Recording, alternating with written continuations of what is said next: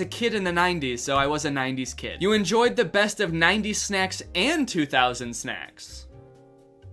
What's the difference? What does Scooby-Doo fruit snacks count as? Because whatever those were, those slapped. I'm trying to think of what like a 90s snack would be. Like pizza rolls or something? Pop-Tarts? Okay, I'll say both, sure. You knew the ultimate outfit was from Justice or Limited 2. Okay, I didn't shop at those places, so I'm not gonna check it. You've watched some 90s shows like Rugrats and all that. I did watch Rugrats. I never watched all that though. But you saw older shows like Full House mostly through reruns. Yes. Oh my god, dude. I'm checking like everything on this list. I'm a straight up cusper. Fell asleep on the couch in the middle of the night watching George Lopez. Oh, dude. It is kind of weird how universal all of these experiences are. Just because you were born like anywhere in a 5-year time span, you just immediately have so much in common with like everybody. But I guess it's also not very surprising because of how much our society revolves around TV, and most of these questions are just about TV. These nationally broadcasted shows that literally millions of people, if not tens of millions of people watch. I guess it's not that surprising. Your emo phase happened in middle school, not high school. Oh shoot. Dude, I did go through a little smidgen of an emo phase. And you know what? I did go through, it was middle school. It was, yeah. I had one of those, have you ever seen one of those beanies with a brim? A beanie with a brim, like a tiny little brim? I thought I was the coolest guy in my whole school when I bought one of those. It had kind of like a skater emo vibe to it, and I had that, and I also had Heelys, and I thought I was pretty darn cool. You remember when unlimited texting wasn't the norm? Yes. Your main medium for art was kid pics, dude!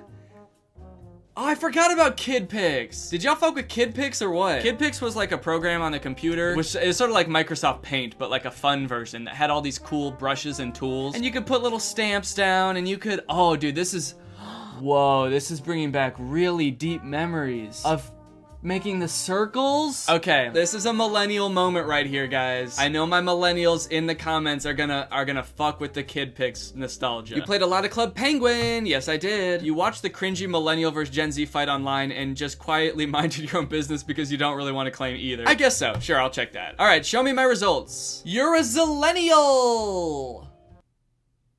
Wait, what? Wait, hold on.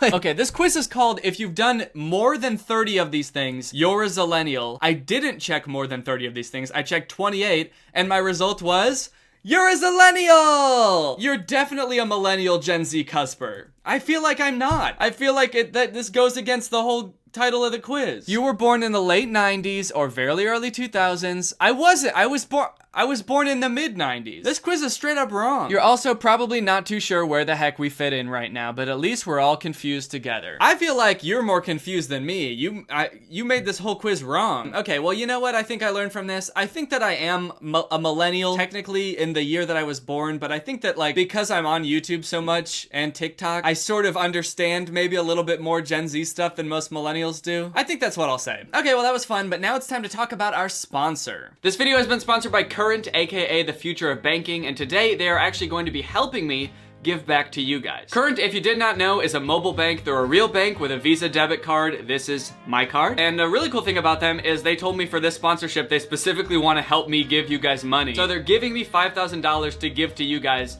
on Current. So I'm gonna be splitting it up between 10 people. That way each person will get like $500. So if you sign up for Current and request me $500, my username on Current is just Danny Gonzalez, I will be accepting 10 of those requests. So yeah, should be fun. Request money from me. I will pay you money. Honestly, it's a really great service too. They've got, I mean, just as many features as like your traditional old person's bank. It works with Apple Pay, Google Pay, Cash App, Venmo, and signing up is free, and they ship you your card for free. So really no reason not to. There's a chance that you could win $500. So if you want to sign up, go to current.com/Danny. And again, if you want $500, then you can request it from me. My username on there is Danny Gonzalez. So thank you to Current for doing this, and thank you to you guys for checking out Current. Obviously, it helps me out when you guys check out my sponsors, and it's also gonna help you out because Current is an amazing service, and also you could win money. So no reason not to. I forgot to record anything after the ad read, like an outro. But I also don't usually do outros on this channel. Did you guys like the video? Bye. What's up, Greg? I hope you're all having a great day. Welcome back to my channel. This is another episode of Buy This thing. Sometime last year, I made a video about all of these awful as seen on TV commercials, and one of the commercials that I featured in it was for a product called the tack light. Oh, what a revolution the tack light was. I mean, to the ordinary person, if you were to just see the tack light, it would probably just seem like a regular flashlight that's made out of metal, and it's bright, and you can focus the beam. But if we're to believe the commercial for the tack light, it is truly the best flashlight to ever exist. It was revolutionary. If you watch that video, you remember the commercial had lots of weird bits in it, like the claim at the beginning that everybody has a flashlight. Everybody has a flashlight. Every person on Earth has a flashlight, no exceptions, because every baby is born with a flashlight. Or the claim that it's like bright enough to completely stun and stop robbers and murderers in their tracks, but somehow still safe enough to shine in your friend's eyes. It's made out of aircraft grade aluminum, just in case you wanted your flashlight to be as strong as a plane. But what I didn't realize when I made that video about the tack light commercial is that there's a whole line of other tack products. It's not just the tack light. They've got a bunch of other shit too. They've got lots of other products and they all have commercials and they're all ridiculous. But they're all hosted by their trusty spokesperson, Nick Bolton. He's their strong, handsome, military-looking spokesperson who you can trust because he's strong and handsome. So he must know about tools and lights and hearing aids and stuff. The reason I want to talk about these commercials is because even more so than the tack light commercial,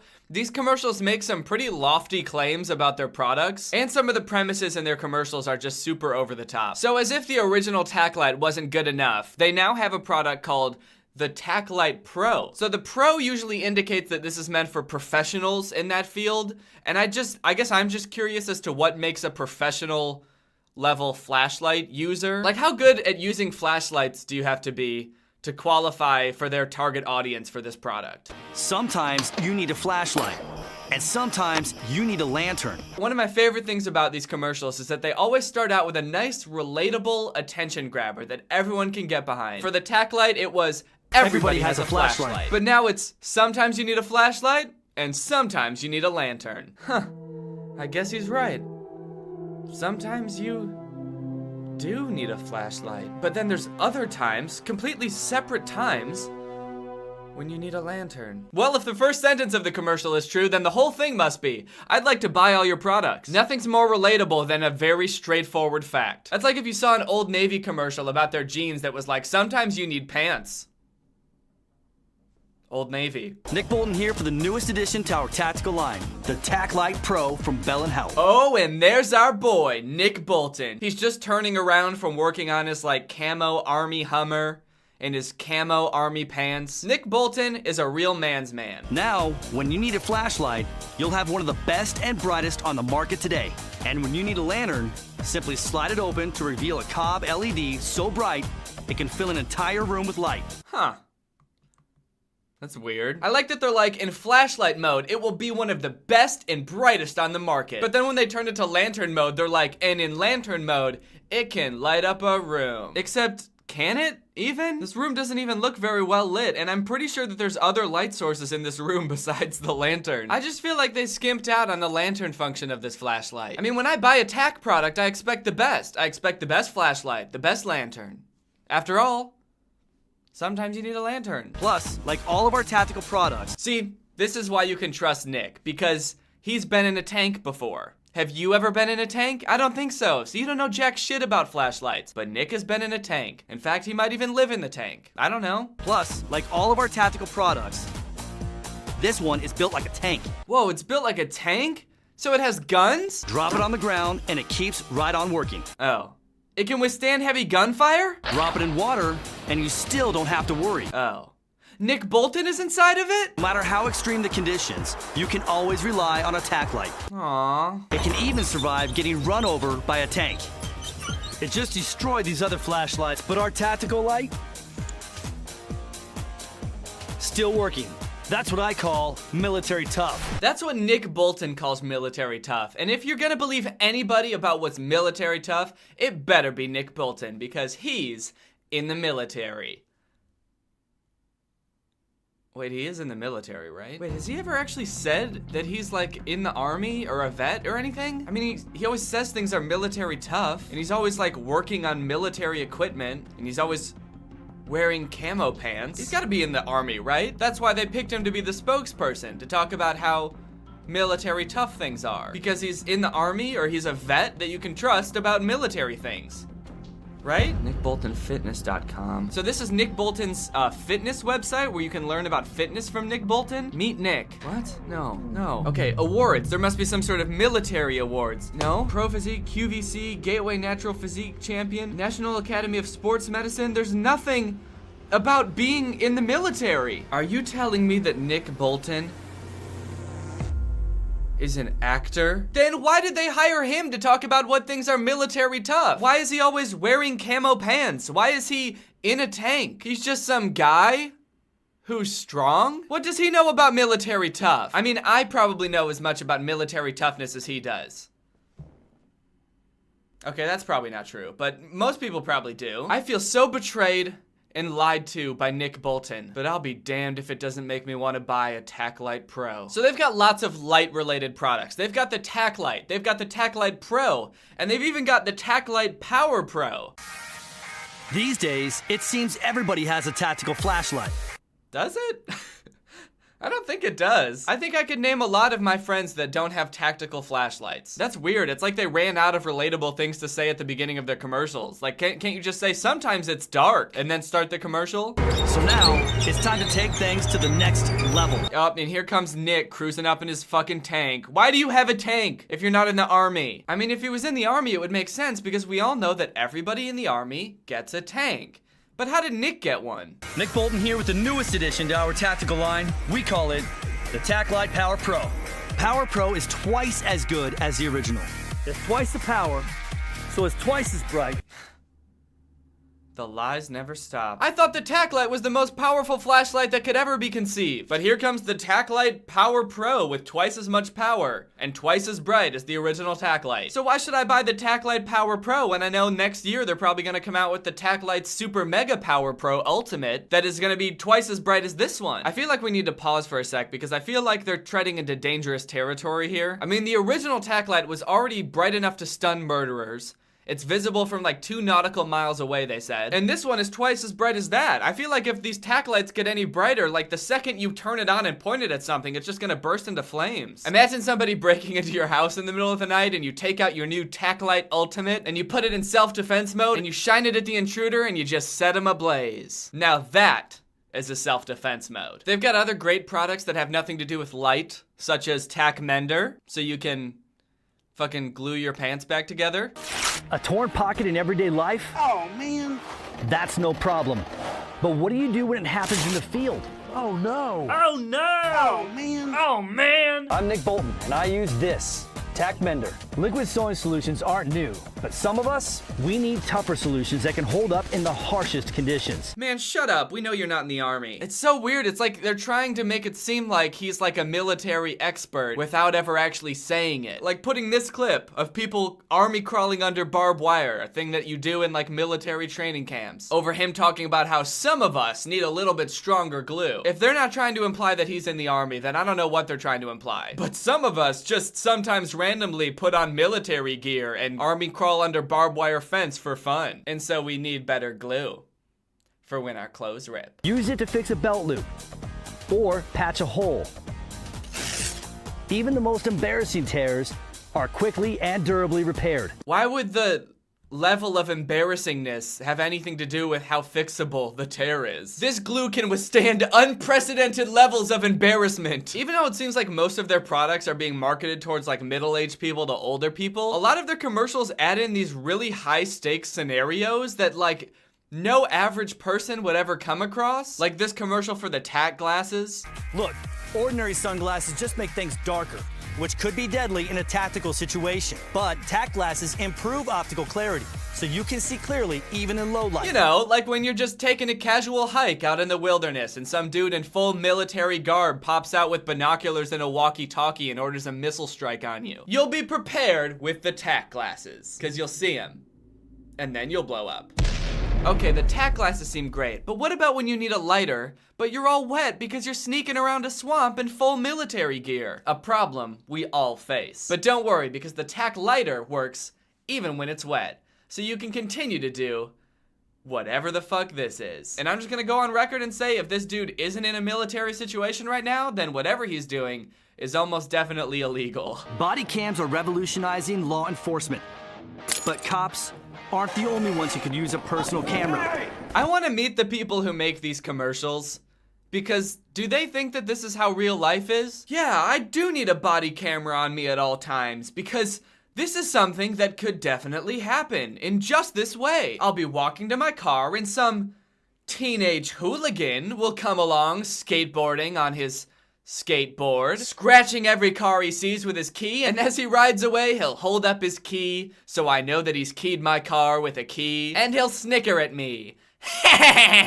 And then he'll skate off, never to be seen again. That's why I need a body camera on me, recording at all times. Inspired by the state-of-the-art and tactical technology. He always says things like that, like, this product is inspired by the gear our elite military uses. I would really like to see how this $20 camera compares to the gear that our elite military uses. TAC camera continuously captures up to 8 gigabytes of high-definition video and audio. Whoa, 8 gigabytes of video? That's perfect. That's almost enough for 2 hours of video. So you could use it as a security system. You could leave it in your car overnight, as long as you only sleep for 2 hours. Now, when the unexpected happens, you'll have the evidence you need to get the justice you deserve. Ah, and the day is saved by the TAC camera. This skateboarding hooligan was stopped in his tracks because this guy went, "Hey!" and pointed at the little camera on his pocket. I guess his teenage hooligan rebellious personality immediately just faded away when the guy went, "Hey!" Like he went from to, "Aw man, you caught me. Well, I guess I'll just wait here with you until the police show up and they'll arrest me." Use your TAC camera to relive one-of-a-kind experiences. To be ready to capture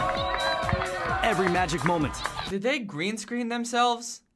Outside? How hard is it to just walk outside and film? Plus, you don't have to be a computer genius to use a TAC camera.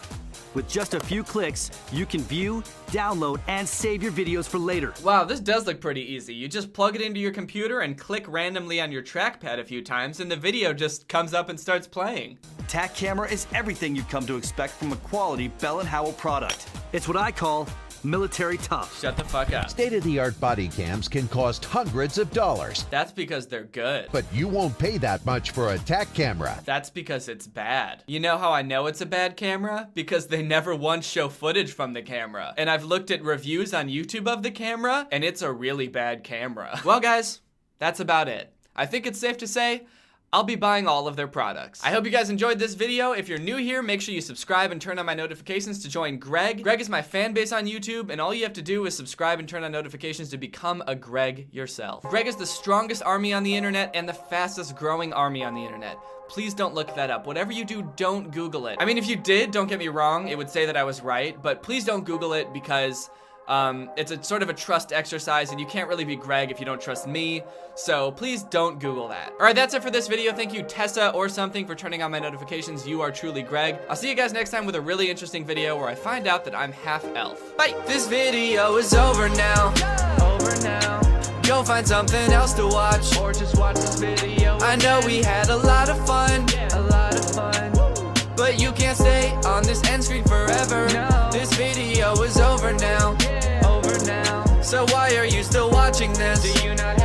Hey Greg, how's it going? So a couple months ago, I made a video about the coolest mom on TikTok, Varley. And since I made that video, she's been a pretty busy lady. She's blown up on TikTok a lot more than she was before. She's been going to conventions to meet her fans. She's been filming all these crazy TikToks. I actually wish that I had waited to make my video about her for a few months because I feel like she's just now really hitting her stride. I mean, she's in her prime now. She's prime Varley now. As I'm sure you'll remember before, a lot of her TikToks were pretty generic. You know, she would have ones telling people not to do drugs and stuff, and then other ones were just her lip syncing to sad songs, or her jumping around to happy songs. But she's really kicked it up a notch, and I feel like she's really found her character. She's become somewhat of a superhero. Varley doesn't like pudding? Cha! Cha! Cha! Ha! A lot of the plots of her newer TikToks are her saving people from dangerous situations. Mr. Smith, this is for the bad grades you gave me. Did you? God! Varley's coming! Don't fear. Varley's here. Oof, Chief. Uh-oh. Starting things off a little bit dark today. Yikes. A TikTok about a kid who's about to shoot his teacher with a laser pointer. But luckily our girl Varley jumps in and saves the day. I like that she does the sound effects herself. She didn't go through the trouble of editing the video and actually adding real gunshot sound effects in. She sort of just goes, ka-cha! So that's a really nice touch. You know, for such a terrifying experience, the teacher in this seems pretty pleased about what just happened. He's just like, wow, look at this. Look at this lady getting shot right in front of me. Huh, that's kind of fun. This is a very dark TikTok, so let's move on. But you'll notice at the end of that one, she said, don't fear, Varley is here. That's sort of her new catchphrase. She says that every time she saves someone's life, which is a lot. Like in this one, this group of girls is about to beat up this poor defenseless child. From the looks of it, they're the most coordinated bullies on the planet. They're all about to punch this girl at the same time. How many times have you seen that? Like a group of bullies all in sync punching the kid that they're bullying. That's actually pretty cool. All right, gang, let's punch this bitch. 1 and 2 and 1 and 2 and 1 and 2 and 1. I like that they all go in with two hands. They're punching with both hands at the same time. That's not something you see very often. Why is that? This does seem way more effective than this. But the girls freeze right before they're about to hit this girl because Varley comes out of nowhere and just beats the shit out of them. She just comes out of nowhere and kicks their butts. Absolutely rattles them up. Beats those little girls to a pulp. And then she says her catchphrase. Don't fear, Varley's here. They all laugh. For some reason, everyone laughs. Even the girls who got beat up are like, ha ha ha, you did it, Varley. You stopped our evil plan. The caption of this one is, blowing out someone else's candle doesn't make yours shine any brighter. Huh. So I guess blowing out someone else's candle is kind of like a metaphor for hurting someone. Never blow out anyone else's candle. That's a really interesting little lesson, Varley. Just one question. Does beating the shit out of a bunch of 11-year-old girls count as blowing out someone else's candle? Just asking for a friend. All these videos pretty much paint Varley as this like epic savior. No matter where you are or what you're doing, Varley will be there if you need help. Like if you're standing on this perfectly stable pontoon boat and randomly decide to jump off it, Varley will be there to catch you. If you're getting touched by this guy, Varley will absolutely be there to put him in cuffs. And she'll actually be really happy about it. She looks so thrilled to be putting that molester in handcuffs. The girl is so happy immediately too. She's like, oh, thank you. Thank you for handcuffing this creepy man. My husband, I didn't see him for so many days. I don't know what to do. I don't know where he is. Yeehaw!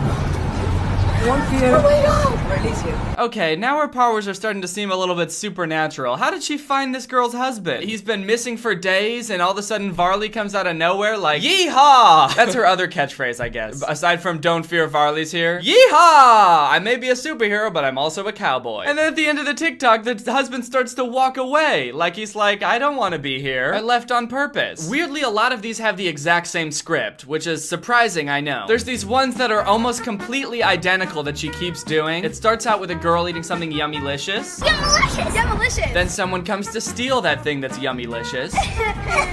Then Varley says, yeehaw, and grabs him. Yeehaw!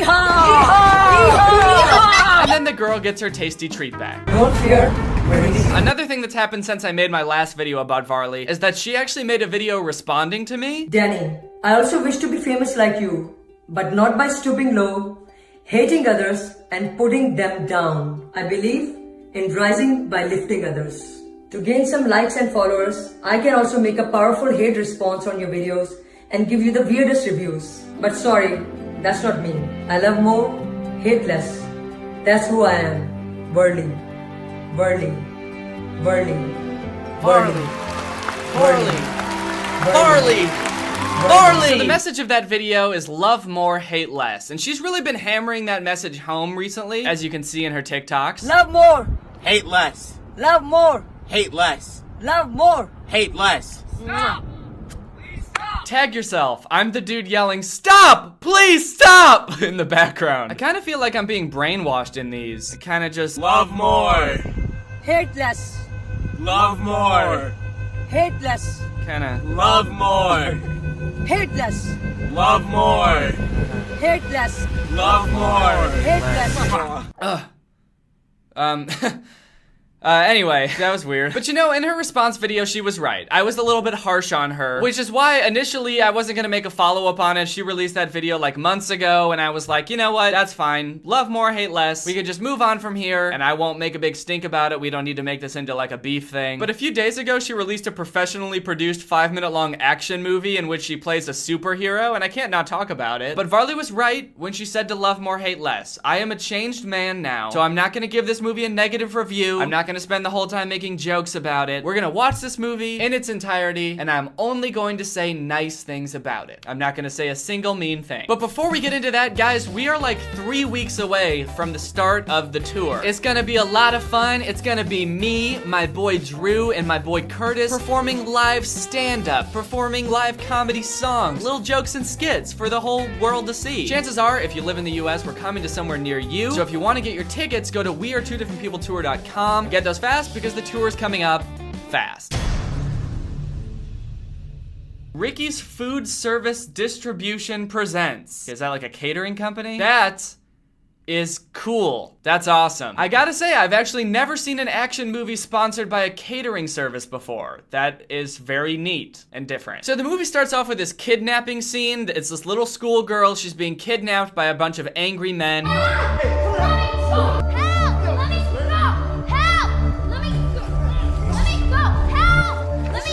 And let me just say, this girl has her lines down pat, dude. She knows her lines. Or actually, I guess technically she has her line memorized because she's just saying the same thing over and over. She's just saying, help, let me go, over and over. I think she says it about 20 times.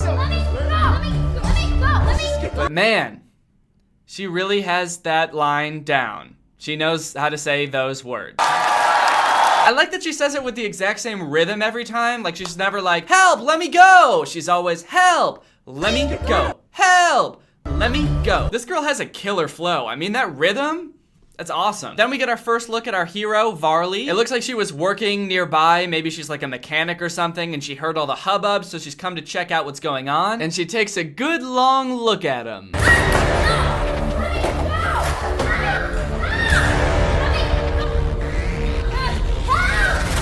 She takes a really good long look because she's not quite sure what they're doing. What are they doing? Little girl screaming, help, let me go. Bunch of angry looking grown men carrying said little girl. Now they're tying her up, pulling out weapons. What the fuck is going on here? I'd better stay back here and watch for a couple more hours until I can figure out exactly what they're up to. But that's not a negative critique. That's not something bad about the movie. That's actually a good thing, I would say. That's what you want in a hero, you know, patience, due diligence. You don't want heroes that jump to conclusions and start beating up people that don't need to be beat up. I mean, what if she just burst in there and started beating the shit out of everybody, you know, punching them, cracking their skulls, and then she comes to find out it's like that little girl's birthday party, and it's just a kidnapping themed birthday party. Uh-oh, awkward. That would not be good.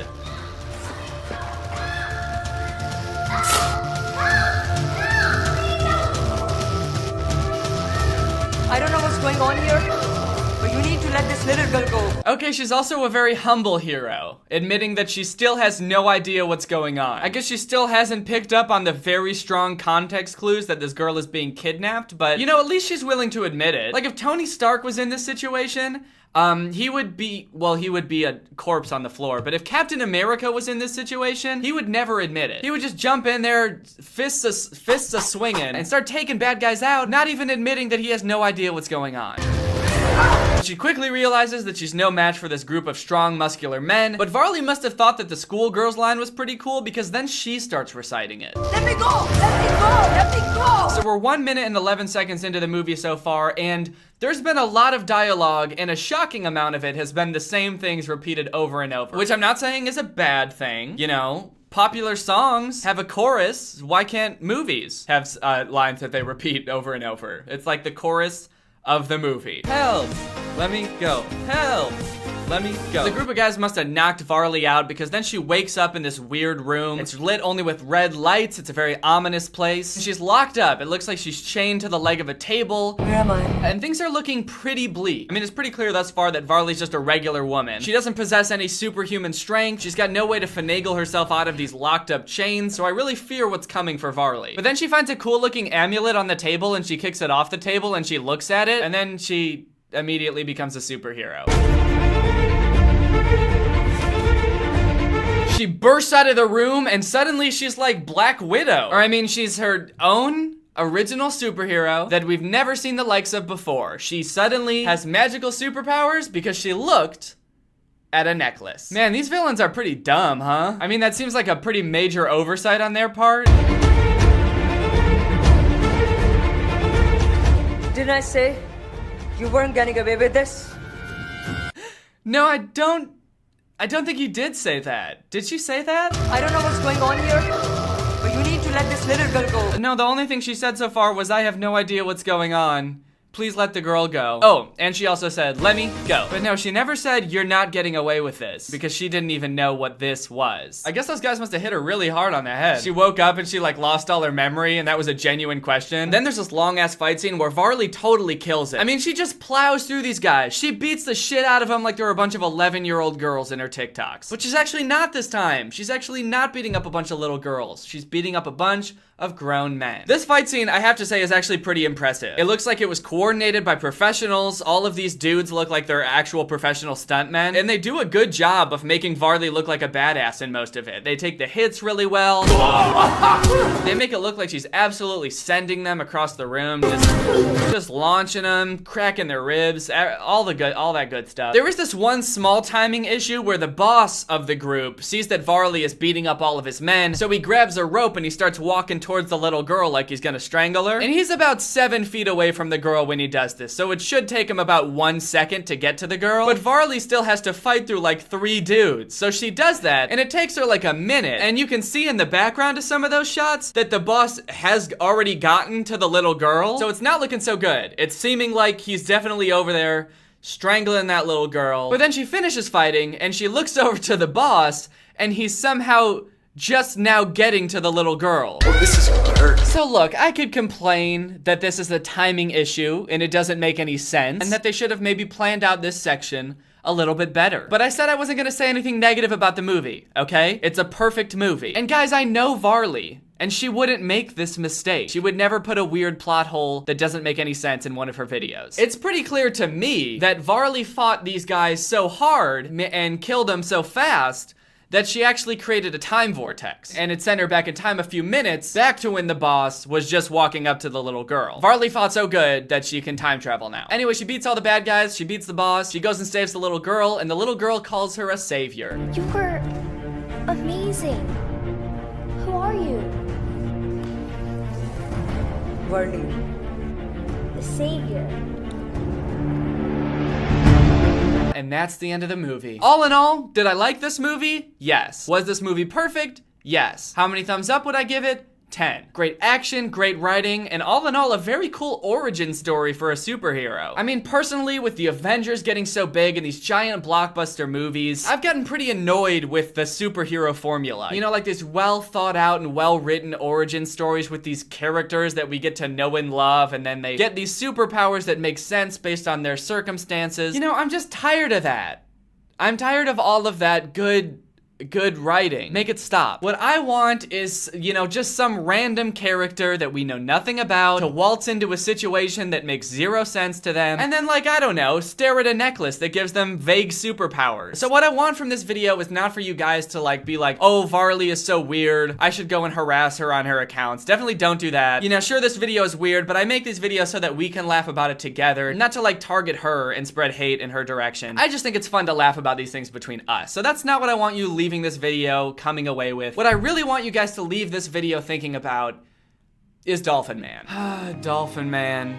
That beautiful, beautiful gray man. He never got what he deserved. You know what? I was just thinking Varley needs a sidekick. You know, she's this dope-ass superhero with this cool origin story. She needs a sidekick, someone to help her fight crime, and who better than a little half dolphin, half man, that just needs a pal. You know, I think a little matchmaking could be done here. So Varley, if you're watching this, Chester and Parker, if you're watching this, you know, get in touch. Or both contact me. Hell, I'll get you in touch. Let's make a part 2 to this where Dolphin Man and Varley get together. Either way, I don't know about you guys, but I love this movie. And gosh darn it, the chorus of this movie is gonna be stuck in my head all day. I mean, that flow, it's incredible. All right, if you guys are new here, make sure you subscribe and turn on my notifications to join Greg. Greg is the strongest army on the internet, and we're actually the fastest growing channel on YouTube. Please don't look that up. As Gregs, we have to trust one another, and the only way I can make sure that you're truly Greg is if you trust me enough to just not look that up. If you looked up who's the fastest growing army on YouTube, trust me, Greg would come up, but just don't, okay? Just please don't. All right, thank you, Alex Lay, for turning on my notifications. You are truly Greg. I'll see you guys next time with a really interesting video where I punch a hole in my wall, but the hole actually leads to a weird fantasy land where it's always snowy and there's like a little goat centaur guy walking around. And the whole thing is a rip off of Narnia. Bye! This video is over now. Over now. Go find something else to watch. Or just watch this video. I know we had a lot of fun. A lot of fun. But you can't stay on this end screen forever. No. This video is over now. Over now. So why are you still watching this? Do you not have anything? What's up, Greg? I hope you're all having a great day. Welcome back to my channel. This, of course, is another episode of Candy Dan. I've been seeing this dude named Candy Ken a lot on TikTok lately. He's super popular on TikTok. He's got like 8 million followers. His videos are some of the weirdest things I've ever seen on TikTok. Every time they pop up on my For You page, I'm like, dang, this is really weird, and I feel like I need more context. So I go to his profile and watch more of his TikToks, only to realize that the context I'm looking for does not exist. But today, I'm actually not going to be talking about his TikToks. One, because most of his TikToks are just snippets from his YouTube videos that are cut down for TikTok, but with a popular song playing over them, and I don't want to get copyright claimed. And two, because the rest of them are ads for some app called TikTok Tracker. I downloaded TikTok Tracker and they gave me all my fans and followers. Which is some app that helps you gain followers on TikTok, which I'm almost certain is against TikTok's terms of service to like use third-party apps to gain followers. But also I'm pretty sure the ads in general are illegal because they don't say that they're ads on them, but they very clearly are. But he does them a lot. He really wants you to download TikTok Tracker. The best introduction for Candy Ken is probably this music video that he made called Candy Ken Visco Disco, which he made because he is a self-proclaimed Visco girl. So let's take a look. Sipping on my hydro flask, saving turtles is a blast. Scrunchies in a messy bun, save the planet, so much fun. Visco Disco, Visco Disco, Visco Disco. Oh man, what a fun concept. Or I guess it would have been like months ago when the Visco girl thing was popular. And to be fair, he released this video in December, but he kind of put all of his eggs in one basket with this whole Visco girl thing, because that's like his big thing is that he's a Visco girl, and I don't think that's very popular anymore. But he's kind of built his whole online presence around being a Visco girl, so he's kind of stuck doing it now. But if you thought this music video was a lot to look at, then dear God do I feel sorry for you, because you have no idea what's coming. It gets worse. It gets a lot worse, motherfucker. So let's watch one of his regular videos. This one is called My Girlfriend is Pregnant. It was posted on April 1st. See if you can try to guess what the ending of this video is going to be based on the date it was posted. Last time on Candy Can. Messy bun, save the You poop on my new iPhone. Oh my gosh. Oh my god. And don't forget to subscribe.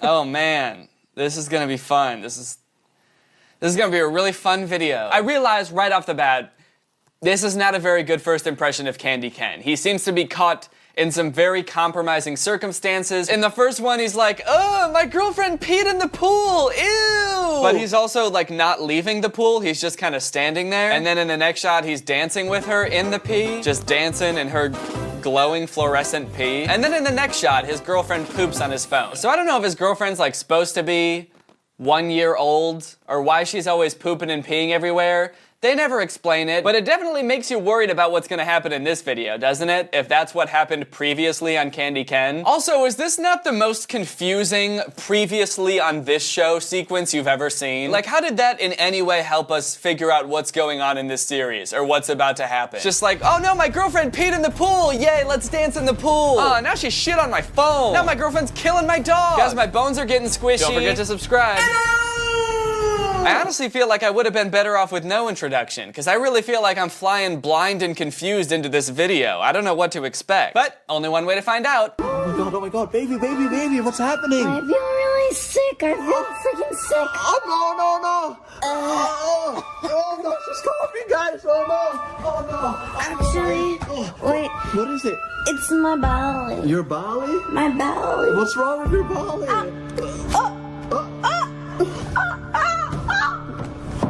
I feel something kick. Okay, there's a lot going on at the beginning of this video. I think we can all agree, too much going on. Almost to the point where I feel like I should apologize for not properly preparing you for this, because I've already watched this video and I'm still overwhelmed. I'm still more or less in my I almost said flight or flight response. That honestly is kind of how I feel. I'm like, I either want to get away or I want to get the fuck away. I'm in my flight or flight response. Basically, all you gotta know is that this is Candy Ken, and this is Candy Ken's girlfriend, Baby J. So I guess the name kind of explains why she's peeing and pooping everywhere. It's because she's a baby. She's Candy Ken's girlfriend. She talks like Marge Simpson most of the time. She doesn't always. Sometimes she just talks like a normal girl. And she's having some pretty gnarly tummy troubles. What do you mean, baby? Oh, my belly. Ow. Baby, what is it? I'm pregnant. So she says she's pregnant. And she also says that she can feel the baby kicking, despite the fact that she's nowhere near far enough along for that to happen. Doesn't that... It takes like months for you to start being able to feel the baby kick, right? That's gotta be one strong fetus, dude. Either that or it's not a baby and you need to get help right away. You got like an alien inside you. So Baby J is having a baby. Can baby have baby? What do you mean? Freaking pregnant. No, it can't be. We're not pregnant and we don't do this. Inappropriate. Super inappropriate. Why is he scolding her? If she's pregnant, it's probably because of something you did, right? He's like, inappropriate. You need to go back to manners school and learn some manners. Because it's very rude to get pregnant. By me. No, guys. She's lying. I would have never. We didn't even kiss yet. Are you crazy? Oh. How can you be pregnant? I'm pregnant. I think I'm pregnant. I'm definitely pregnant. I'm sorry, pregnant? What do you say? Is she saying pregnant? I'm pregnant. It sounds like she says a different thing every time. I'm pregnant. I think I'm pregnant. I'm definitely pregnant. Definitely. The way this video is shot, I'm sure you've noticed, is also insane. Who is filming this? Is Usain Bolt filming this? Just fucking... This video's filmed like their apartment is in a small fishing boat that's caught in a big storm. Oh, did you hear it? I told you. Oh no. Also, the cameraman keeps like zooming in on the sides of their faces and like their shoulders and behind them instead of actually doing a close-up on their faces. Why is he doing that? The cameraman's just in the middle of filming and just zones out. I'm pregnant! What, baby? No! Yeah, I'm pregnant! Baby, no, say it ain't so! I think that I'm precky prick! Oh, no, baby, no! Oh, baby. I never noticed how hot Candy Ken's neck is, dude. Look at that thing. It's thick. It's like a tree trunk. Hey! Huh? Keep filming, dude. My girlfriend's prickle nut. Stop! Are you freaking crazy? Oh, what is it? You're gonna take me and my freaking belly outside when there's a freaking corona? Oh my god. Okay, I got just the thing. This for your legs. Yes. Oh, okay. Here we go. It's not safe out there, guys. It's not safe. We have to protect the baby. Okay, there we go. What? Did she actually just get hurt? It sounded like she snapped out of character for a second there. She was like, ow! Ow! Ow! Ow! Fuck! Ow! Ow! It was weird. It was like we got a glimpse into the real person that is this character. So they decide they should get a pregnancy test, so they suit up in these ridiculous outfits, and then they're off to CVS. Alright, guys, we're in downtown LA. Weird way to start a scene. Just standing there. She's got her head down like she's all defeated. He's standing there like a video game character before you pick up the controller. Just... Hey guys, my girlfriend's pricky whack. Move really careful because the virus is everywhere, guys. The virus could be everywhere.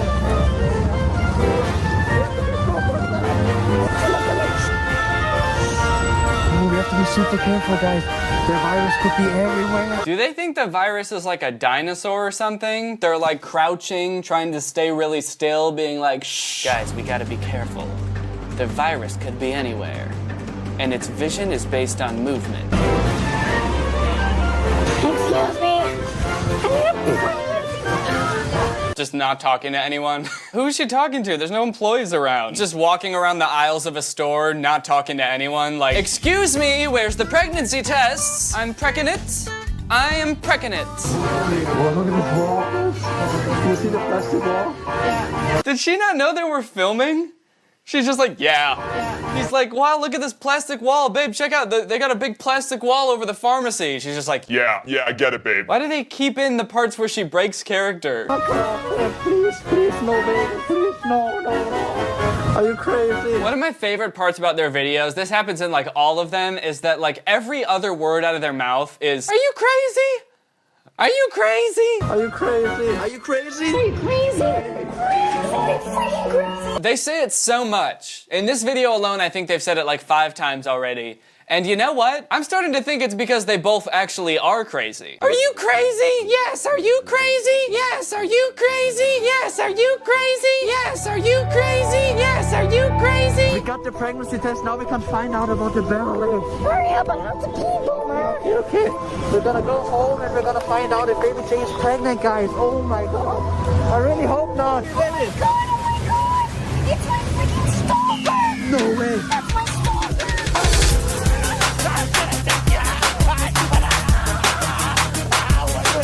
I don't know what's going on here. I'm at a loss for words. I've watched a lot of their videos. I don't know who that guy is. There was another one of those videos that was titled like my girlfriend has a stalker or something, but it had nothing to do with that guy. He was not in that video. I've never seen him before. I really hope it's not just some random guy. Either way, that's kind of a unique fighting style though. They do be kind of hugging. Are you freaking crazy? No, not him. This stalker. This stalker. I can't see the phone. I don't know. What stalker? Why do they do this? Why? Why are we zoomed in on her earring? My theory is that they have like a weird tripod where the camera is mounted right next to a phone and they're filming TikToks at the same time as they're filming from their YouTube videos. I don't know why they can't just use their phone the whole time. I don't know how the person who's shooting the video doesn't realize that he's totally fucking up all of the YouTube shots. And it's not just in this video either, it's in all of them. Does no one notice? I mean, not that it would have been like a great video if they nailed all the shots, but at least it would have been a little more coherent, you know? What is she looking at? Oh. It's the app again. It's the TikTok tracker app. Oh my gosh. Okay, baby. We got the test. We're gonna find out if baby Jane is pregnant or not. Okay. Are you belly? Are you belly? Your belly. Show your belly. Stop. No. Don't show my belly. Okay. All right. Just cut those parts out. The parts where she's in pain and like, ow. At this point, I'm expecting the video to end, but them to just not cut off the end of it. Like they're like, and cut. All right, let's take this fucking shit off. It's weird. Why did you keep hurting me? And it's just like 8 hours of them going about their regular day, just sitting on the couch and being like, why do we do this? Okay, guys, the moment of the truth. The moment we've all been waiting for. Oh my god. The moment we've all been waiting for, you guys. Okay. Is she pregnant or not? We're gonna find out. All right, we're gonna find out. Oh, is she gonna? I hope she's not gonna pee on it right here, is she? It seems like something she would do, where she would just start peeing right then and there. I hope she goes into a different room or something. Oh. Okay, bite on it for 5 minutes and then we're gonna see the test results. Bite on it? Uh-oh. Do they think pregnancy tests and thermometers are the same thing? Oh shit, man. 104. Oh, fuck, man. I have a fever and I'm pregnant? Yeah, that's how it works. What are you doing? I'll be right back. Okay.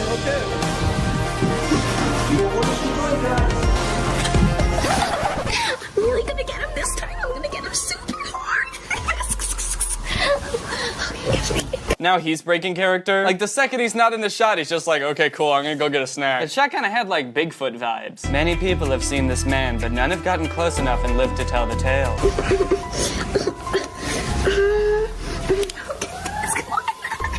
I'm super excited. Let's go. Yeah, no need to wait for the 10 fire trucks to pass. You've already spent, I mean, like 10 minutes on this video at most. You can't afford to spend any more. You gotta just keep trucking through. No time to stop, even when the audio's ruined. Even when you're out of character. Just keep plowing through. What is it?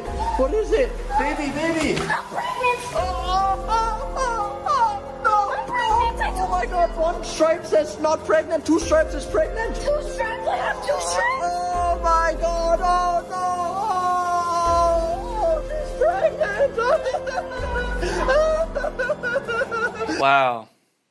Such moving cinematography. I mean, that framing pretty much says it all, right? Do you think he's crying because he just realized how weird this kid's life's gonna be? My dad's name is Candy, and my mom is a baby. You could say my life is pretty crazy. April Fools.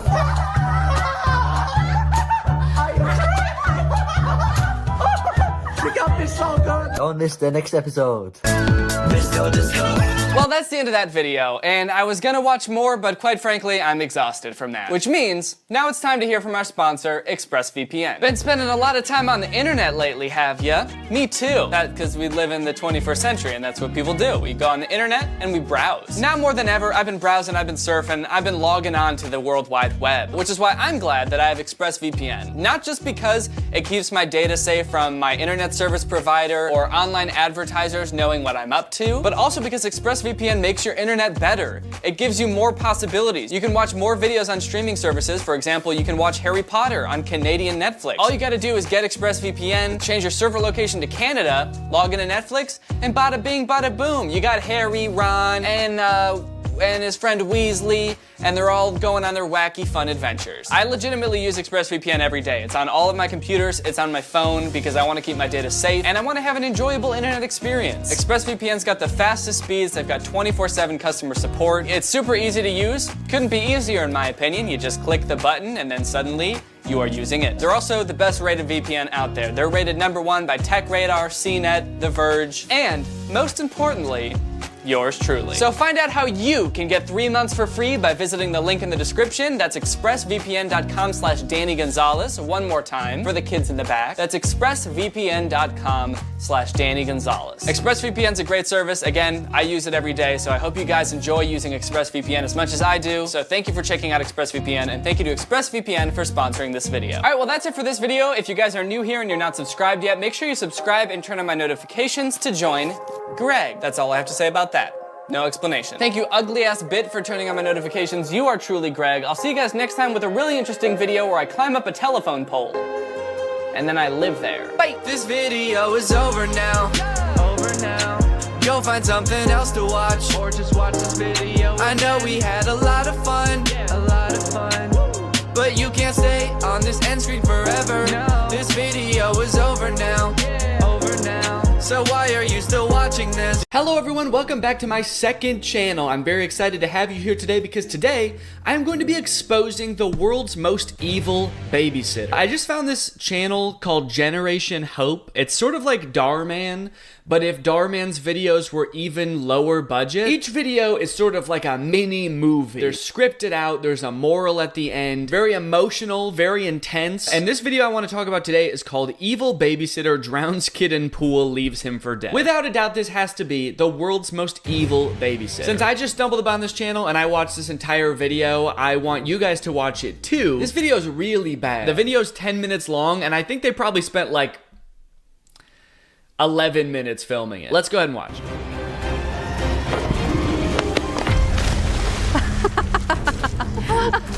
You're not gonna take that money from me, you little turd! Okay, what's funny is this is one of those things where they play like the most interesting part of the video at the beginning of the video, but I can understand you thinking, since the video is just called Evil Babysitter Drowns Kid in Pool, that like this is the whole video. It just starts there and she's just immediately pushes him in the pool for no reason. That would be kind of crazy if it's just like a 30-second long video and that's it. But no, there's more story to it. There's a reason. You'll notice she said, "You're not gonna give me that money, little twerp." Not gonna take that money from me, you little turd. So she clearly has a reason for pushing him in the pool. Let's figure out what it is.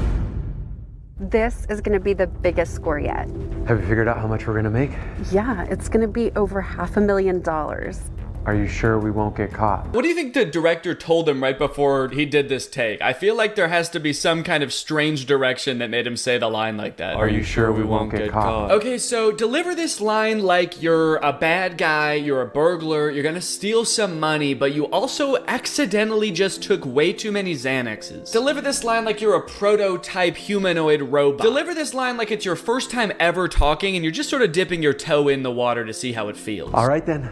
I'll get everything figured out on my end. Just let me know when everything's set on yours. Okay, so this is important for the rest of the video. She's doing research. She's got a plan. She's going in to do this heist. The other guy says, all right, I'll do everything I need to do on my end before we start. Okay, so they seem very organized. They have this whole thing planned out. So let's see how their plan unfolds. Mom, I don't understand why you have to hire a babysitter. It's kind of against the law to leave a kid your age home alone. Fine. What is this meal she's handing him? So it looks like cut up apples, as you can see here, but then when she hands him the plate, it's also like a tortilla. Here's your 3 apple slices and a plain tortilla, sweetie. I hope this babysitter can take care of you better than I can, because I don't know how to make any food. She could be evil and steal from us, but as long as she knows how to cook, she actually might be doing a better job than me. If you can behave the 2 days while I'm gone, when I get back, get you the PS5 you were asking for. Really? You got yourself a deal. Jeez, dude, that kid woke up. He was in a trance. He was in sort of a low energy state, probably because he's only been fueled by tortillas and apples. But then the second she said PS5, he stood at attention, dude. So let's just say the stakes are pretty high for this video. You got burglars coming in to steal money. You've got a kid who has a PS5 on the line. So he's gonna fight back. Well, hello, Miss Davis. Good morning. Hi, Brenda. Good morning to you, too. Of course, I love the natural dialogue. Hello, good morning, Mrs. Davis. Hello, Brenda, and good morning to you. And how are you? I'm well, and good morning. And I'm great. And how are you? I'm great, and good morning as well. Thank you. And how are you? I'm hungry. Do you have any apple and tortilla? Wow, what a lovely apartment you have here. Oh, this is nothing. Thank you, though. Such a weird line. Oh, this is nothing. Thank you, though. Oh, this really nice apartment, it actually means nothing to me. I could afford way better, but I could understand how someone like you would think it's nice, so thank you. Do I have something in my teeth? I do. Guys, did you notice that I had something in my teeth the whole time? If you did and you didn't tell me, I'm gonna be really pissed. All right, well, it looks like my flight leaves in 45 minutes, so I gotta get going. Huh? Her flight leaves in 45 minutes? That actually might be the most unrealistic part of this entire video, and you guys haven't even seen their heist plan yet. Her flight leaves in 45 minutes and she hasn't even left for the airport yet? Dude, this woman is flying by the seat of her pants. Actually, she's not gonna be flying by the seat of her pants because she's gonna miss her flight. All right, honey. You know you can call me if you need anything, though, right? It is kind of crazy that she just hired the babysitter and then is leaving like 30 seconds after introducing them for the first time for 2 days. Haven't had to hire any babysitters for our kid yet, but I don't think that I would feel comfortable leaving him alone with someone for 2 days that I just met 10 seconds ago. But I guess she is in a rush to get to the airport, so it's not like they really have time for a lengthy introduction. I love you so much. Love you too, Mom. Really cheerful music right now, too. I actually don't think I would have gone with the sweet, happy music because the interaction that's happening now seems pleasant, but we as the viewer already know that things are not as nice as they seem. I feel like tense music would have been much better here because you know some shit's about to go down. You know she's about to drown this kid, so I'm not exactly feeling great about this interaction. I mean, I'm happy, I guess I'm happy they're all getting along here. Maybe all that stuff at the beginning was just a fluke. Maybe this is actually just gonna be a really nice video. That stuff at the beginning about him drowning, that's just a glitch. It's just a YouTube glitch. I'm sure they're gonna be fine. Please don't let him anywhere near the pool. He still doesn't know how to swim. When will you teach me how to swim, Mom? Soon, hun. All right, well, I do have to get going. Soon, hon, don't worry. And you're what, 13? You can wait a couple more years to learn how to swim. I like that she said don't let him anywhere near the pool. Please don't let him anywhere near the pool. So as to say, like, he doesn't know how to swim, but he will try. If he sees a pool, he's gonna sprint and dive headfirst, hands at his side, into the pool, and immediately drown. All right, Brenda, time for us to have some fun. How about you go to your room instead? Uh-oh. But I thought we were friends. I'm not your friend. I was just nice to your dumb, ugly mom so she would trust me. Okay, so she immediately turns evil. It feels like there probably is a better strategy here to get this robbery done efficiently. I don't think she had to immediately turn evil. If anything, that's gonna make it harder, because now the kid who she's living with for the next 2 days is like on to her. She could have just kept being nice and just stolen the money, whatever this money, we still don't know where the money is. She could have stolen the money without the kid noticing. The kid definitely thinks she's up to something now. You go evil mode while babysitting a kid, they know you're up to something. Is everything ready? Yes, mom is gone and the kid is in his room. All right, it's time for this plan to unfold. It's time for all of her research and all this guy's preparation to come to fruition. So what's the next move? Which is $500,000 you're talking about? Well, I haven't really figured that out yet. Oop, shit. Look, Michael, I did my research, okay? This lady is a real estate mogul. She made $2 million last year. There has to be money in this house somewhere. No, there doesn't. Most people keep their money in the bank. You think that because she made $2 million last year, that's just gonna be lying around somewhere in the house? That's not how money works anymore. Was this video written in 1930? That'd be crazy if they search this whole house and they only find like $20 in cash. I don't really keep very much cash on me, so like that's probably how much money you'd find in my house. And they still drown the kid for $20. Like, it's better than nothing. So long, dude. It's actually the perfect crime because, as we know, this kid will drown himself at a moment's notice anyway, so they can pretty much get away with it scot-free. All right, you check the drawers. I'm gonna check the closet. So much paper in those drawers. She's also doing a really effective job at looking carefully. Could be in here. No, it's definitely not in there though. Definitely not this, definitely not that, definitely not in there. It's like, could you look at the things you're pulling out a little bit? What if there's like a bank statement in one of those things? What if her bank username and password are written on one of those papers? She's just like, get all this shit out of the way. I'm looking for money. There's like a briefcase in there. She throws that out of there. Expensive jewelry and watches. She's like, get all this out of here. I'm looking for regular dollar bills. That's the only form of money I will accept. Found it. Oh, that's interesting. The captions are wrong. The baked-in captions that the editors added are wrong. I'm pretty sure he says, let's go open it up. He just says, let's go put it up. All right, now let's go put the safe up real high, and then we'll drop it. And then it'll break open, and the money will come out. Let's go put it up. Where's the key? The key? I don't know where the key is. I thought you said you had this all planned out. Yeah, and I also thought you said you were gonna prepare. What were you doing? Were you practicing your looking skills? Were you hiding money from yourself around your apartment and then going to find it? What did either of you do to prepare for this? How did you decide upon this target? Did you just Google rich people? Like, if they live in a nice apartment building, couldn't it have been any person in this apartment building you could have robbed from? I don't really understand how they stumbled upon this woman and then decided she must have a ton of money in cash in her apartment. Was there a rumor going around that this lady doesn't trust the banks? Is she well known for just walking around and money falling off of her, like she just has so much excess money it's falling out of her pant legs? I got too many questions, man. I just want to see them drown this kid. I knew she was rich. I didn't know the money was gonna be in a lockbox with a key. That's actually kind of best case scenario because it's either that or it's all in a bank. So you should probably be happy it's in a lockbox with a key. Hey, what's all that noise? And who is this guy? I'm calling mom that you brought strangers into my house. Let's go to the pool. The pool? Who's this strange man in my house? Also, you're evil, but hell yeah, let's go to the pool. This kid sulks until he hears one word that he likes, and then he's like, okay, I'll do whatever you say. I don't want my mom to leave. PS5? Sure. I don't want to help you rob my mom. Chuck E. Cheese? Oh my gosh, really? Wait, why are you being so nice all of a sudden? Oh, I was just having a bad day this morning. It's just that I was so frustrated this morning because I hadn't robbed your mom yet. But now that I am, I'm actually in a really good mood. Okay, so anyway, they go to the pool. Let's see what's going on here. All right, first lesson, you gotta practice doing your arms like this. How am I doing? Oh, great. Now remember, we're doing this so you can learn to be safe around a pool. Learn to be safe around a pool. Wait a minute. I know what that thing was. Whoa, dude, she just activated like a sleeper cell. This kid has been trained by the CIA to keep that safe. This kid has 3 words that immediately change his entire mood and perspective. PS5, pool, and safe. The two make him happy. The third sends him into a violent rage. The third makes him hell-bent on protecting his mother's money and also activates his advanced martial arts skills. That'd be crazy. But no, that's not what happens. Whew, that's cold. Well, you gotta learn to swim in any temperature. Now put your hands in.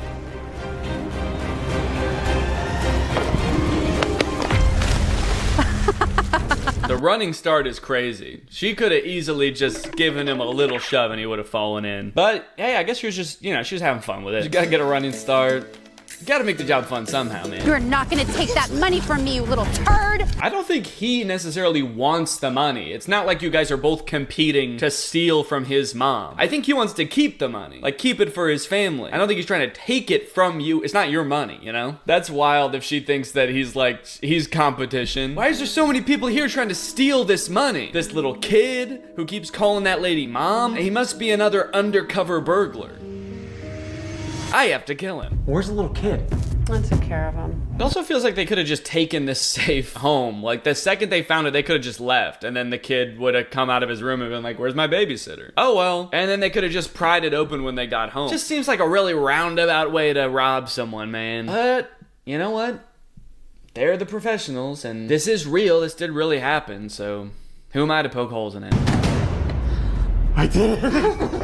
How much money is in there? Okay, how much money do we estimate is in here? So there's stacks of 100. They're not really thick stacks. I mean, this is maybe like 10 100s. I mean, what do you think? So 1, 2, 3, 4, 5, 6. And if each stack is $1,000, that's $6,000. That's a pretty far cry from the $500,000 or the $2 million they mentioned earlier. They killed a kid for $6,000. Okay, wait, no, the stacks are thicker than I thought. Okay, well, it's hard to say. Leave your guesses in the comments below. How much do you think they killed this kid for? We are rich! We're rich!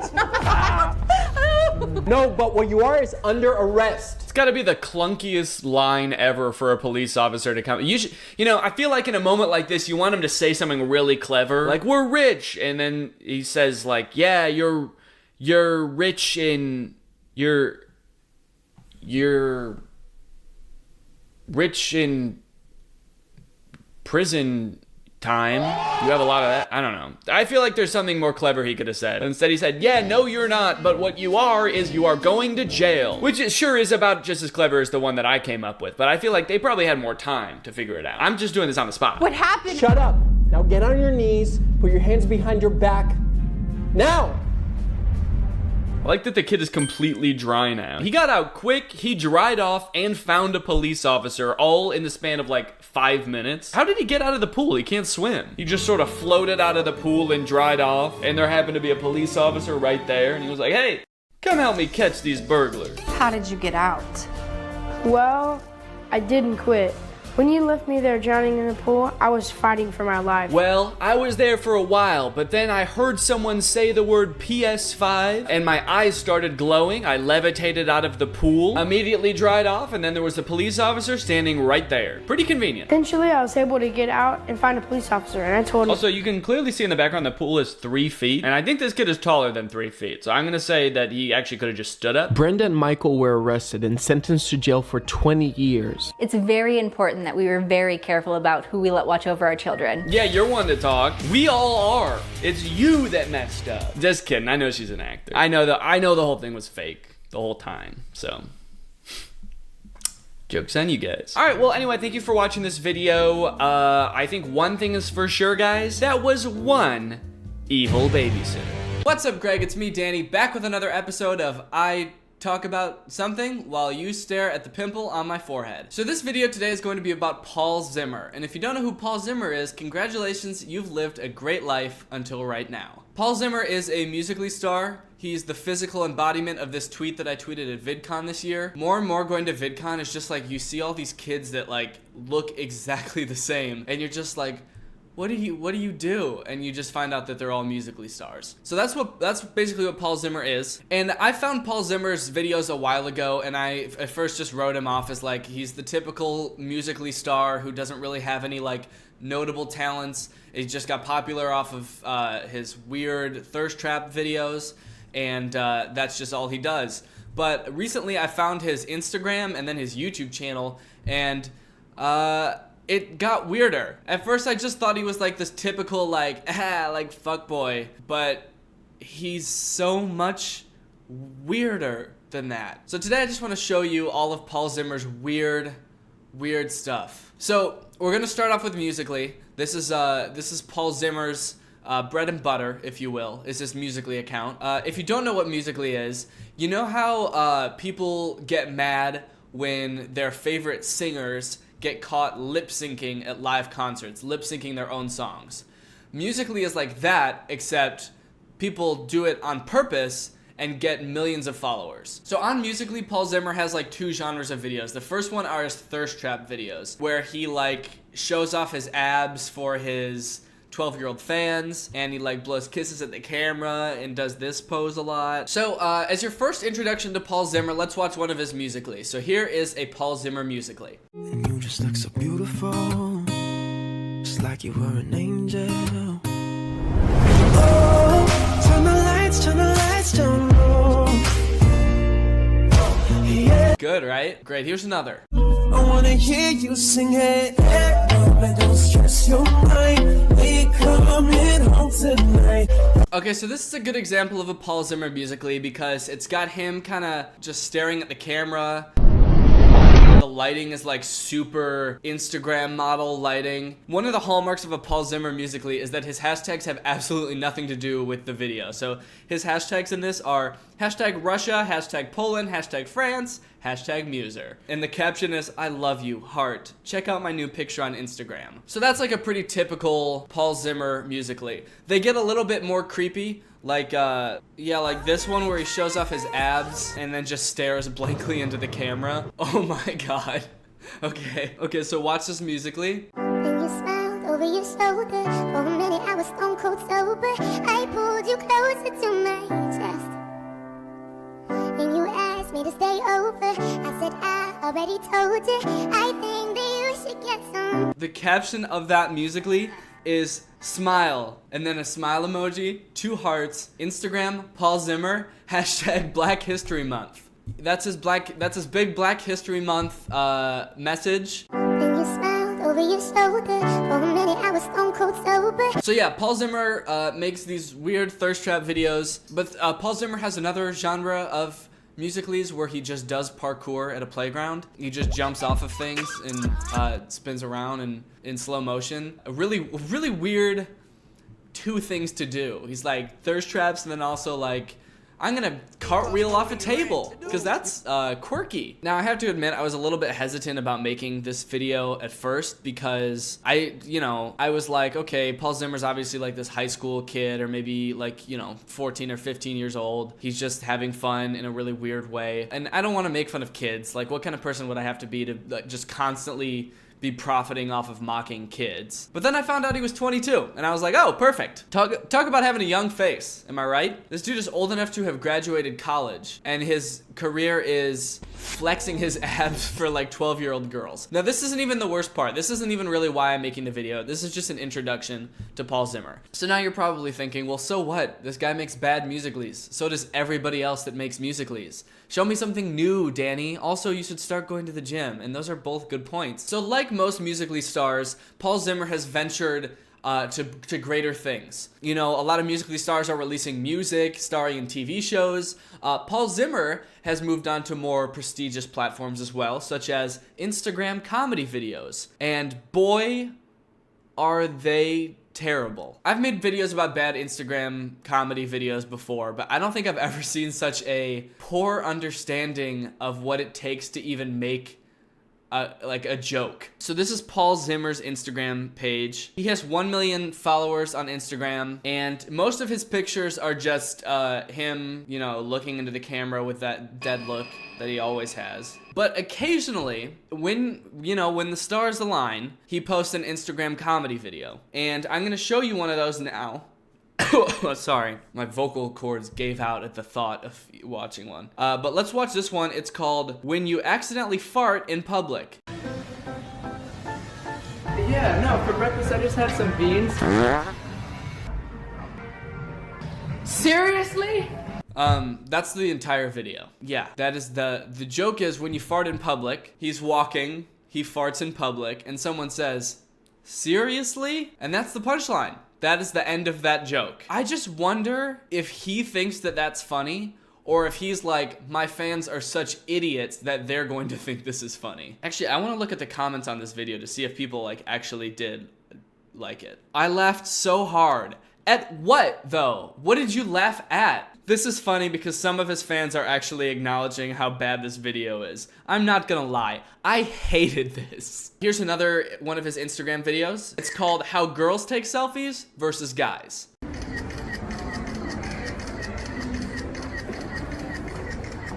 Ew, I look so ugly in these. Perfect. Okay, this one's actually very telling. I don't think that he meant it to come across this way, but this is like not really how girls take selfies versus boys take selfies. It's how everyone else takes selfies versus how Paul Zimmer takes selfies. Everybody else has to be like, ugh, God, I can't get a good selfie. I'll always be ugly. But Paul Zimmer's like, hey, perfect. Haha, I'm hot as shit. That's of course leaving out all of the weird sexist undertones of like, women have this unrealistic standard of beauty they have to live up to, but I can just snap a picture of myself and bada bing bada boom, I'm rich, bitch. But this next video, which is probably my favorite one of his, is even more telling, and I think you'll see why. It's called When Girls See a Hot Guy. Now, this is a video on his own Instagram page that he made and came up with the idea for, I can only assume. Do you guys remember that one horror movie we were watching the other night? Oh my god, yes, I remember. Oh my god,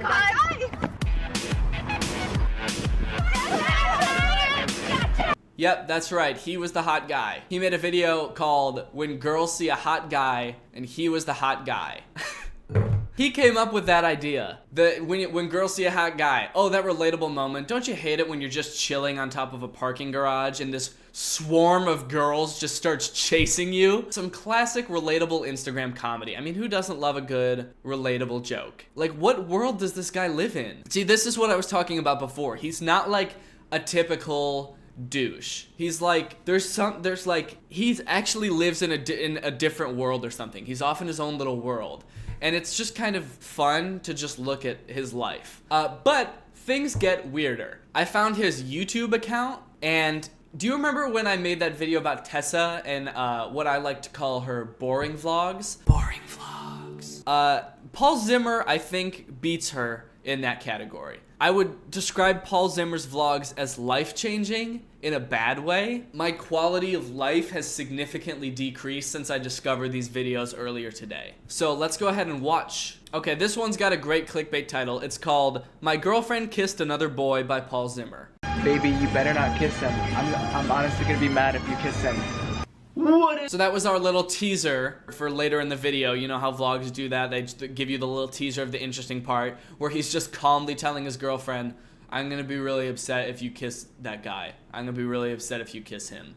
Baby, you better not kiss him. If that doesn't make you want to watch the video, then you're normal, actually. Then that's the correct response. What is up, guys? It is Paul Zimmer back again with another new video, and I'm actually really sad. I'm really sad because yesterday was Christmas. I had an amazing Christmas, but it means that I have to wait a whole entire year for another Christmas. I like how he's got this weird combination of like a little bit camera shy and nervous mixed with like trying to act like this like cool douchey guy. So he just comes off as like really confused. He's sort of like, haha guys, what's going on? I had a really great Christmas, but now I'm kind of sad.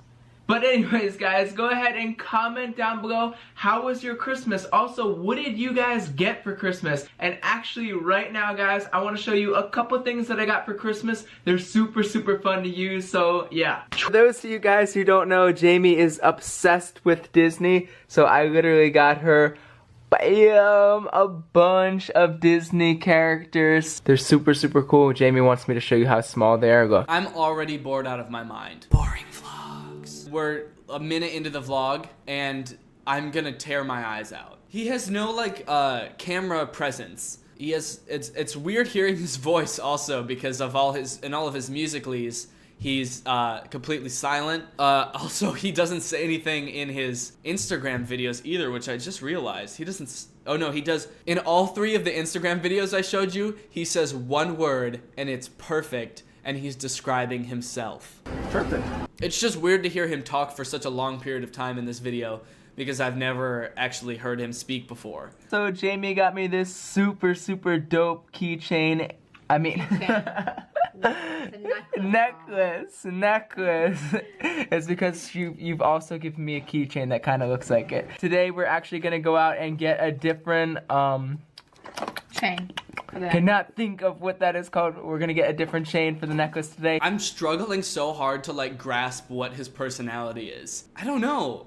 Is he really just that dumb? He couldn't think of the word necklace and chain? I think he's just really camera shy and that's what it is. I'm gonna give him the benefit of the doubt and say he's just nervous because he's not used to filming his life. But it's so weird. Okay, for those of you guys who don't know, I am super obsessed with like little tabletop sports. So Jamie got me this sick bowling thing. Hold up, I'll show you guys.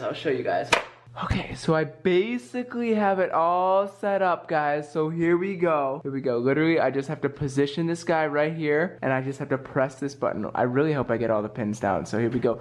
3, 2, 1.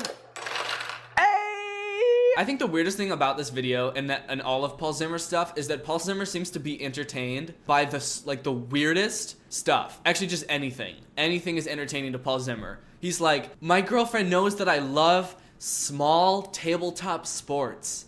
Like he's a 60-year-old man. I feel like I'm bashing on this guy, and I'm not really trying to. At first when I saw his videos, I was like, all right, I don't like this guy because he's just like, you know, lip syncing and pulling up his shirt. But now I'm just kind of like, there's like this childlike wonder about him that I just don't understand. I'm confused and intrigued and amazed. And I also don't like him. I'll be honest, he's pretty weird. Okay guys, I gotta show you one of the funniest things ever. Here we go. It's a normal stuffed animal, right? Until... What the fuck? He just described that stuffed animal that dances as the funniest thing ever. Like he's never seen a Christmas decoration that dances and plays music before? He's like, I'm telling you, he's so easily amused, it's so strange. Like, I would describe this as a boring vlog, but to him it's probably like, wow, I did so much today. I picked up my camera, and I walked around my house, and I showed everybody my Christmas presents. Man, I need to take it easy tomorrow because I did a lot today. Baby, you better not kiss him. I'm honestly gonna be mad if you kiss him. Okay, so now they're at the store trying to find a stuffed animal, and here is where the action happens, because you remember from the beginning of the video when he was like, don't kiss him, so now we get to finally figure out who she's gonna kiss. Don't do it. You just kissed another boy. It's Mickey Mouse. True. I guess I shouldn't be mad about that. He is just a stuffed animal. All right, guys. Paul's gonna jump to down there. Guys, because there's legit like no walkway to get. Oh my gosh, it smells so bad here though. Look. Oh my gosh.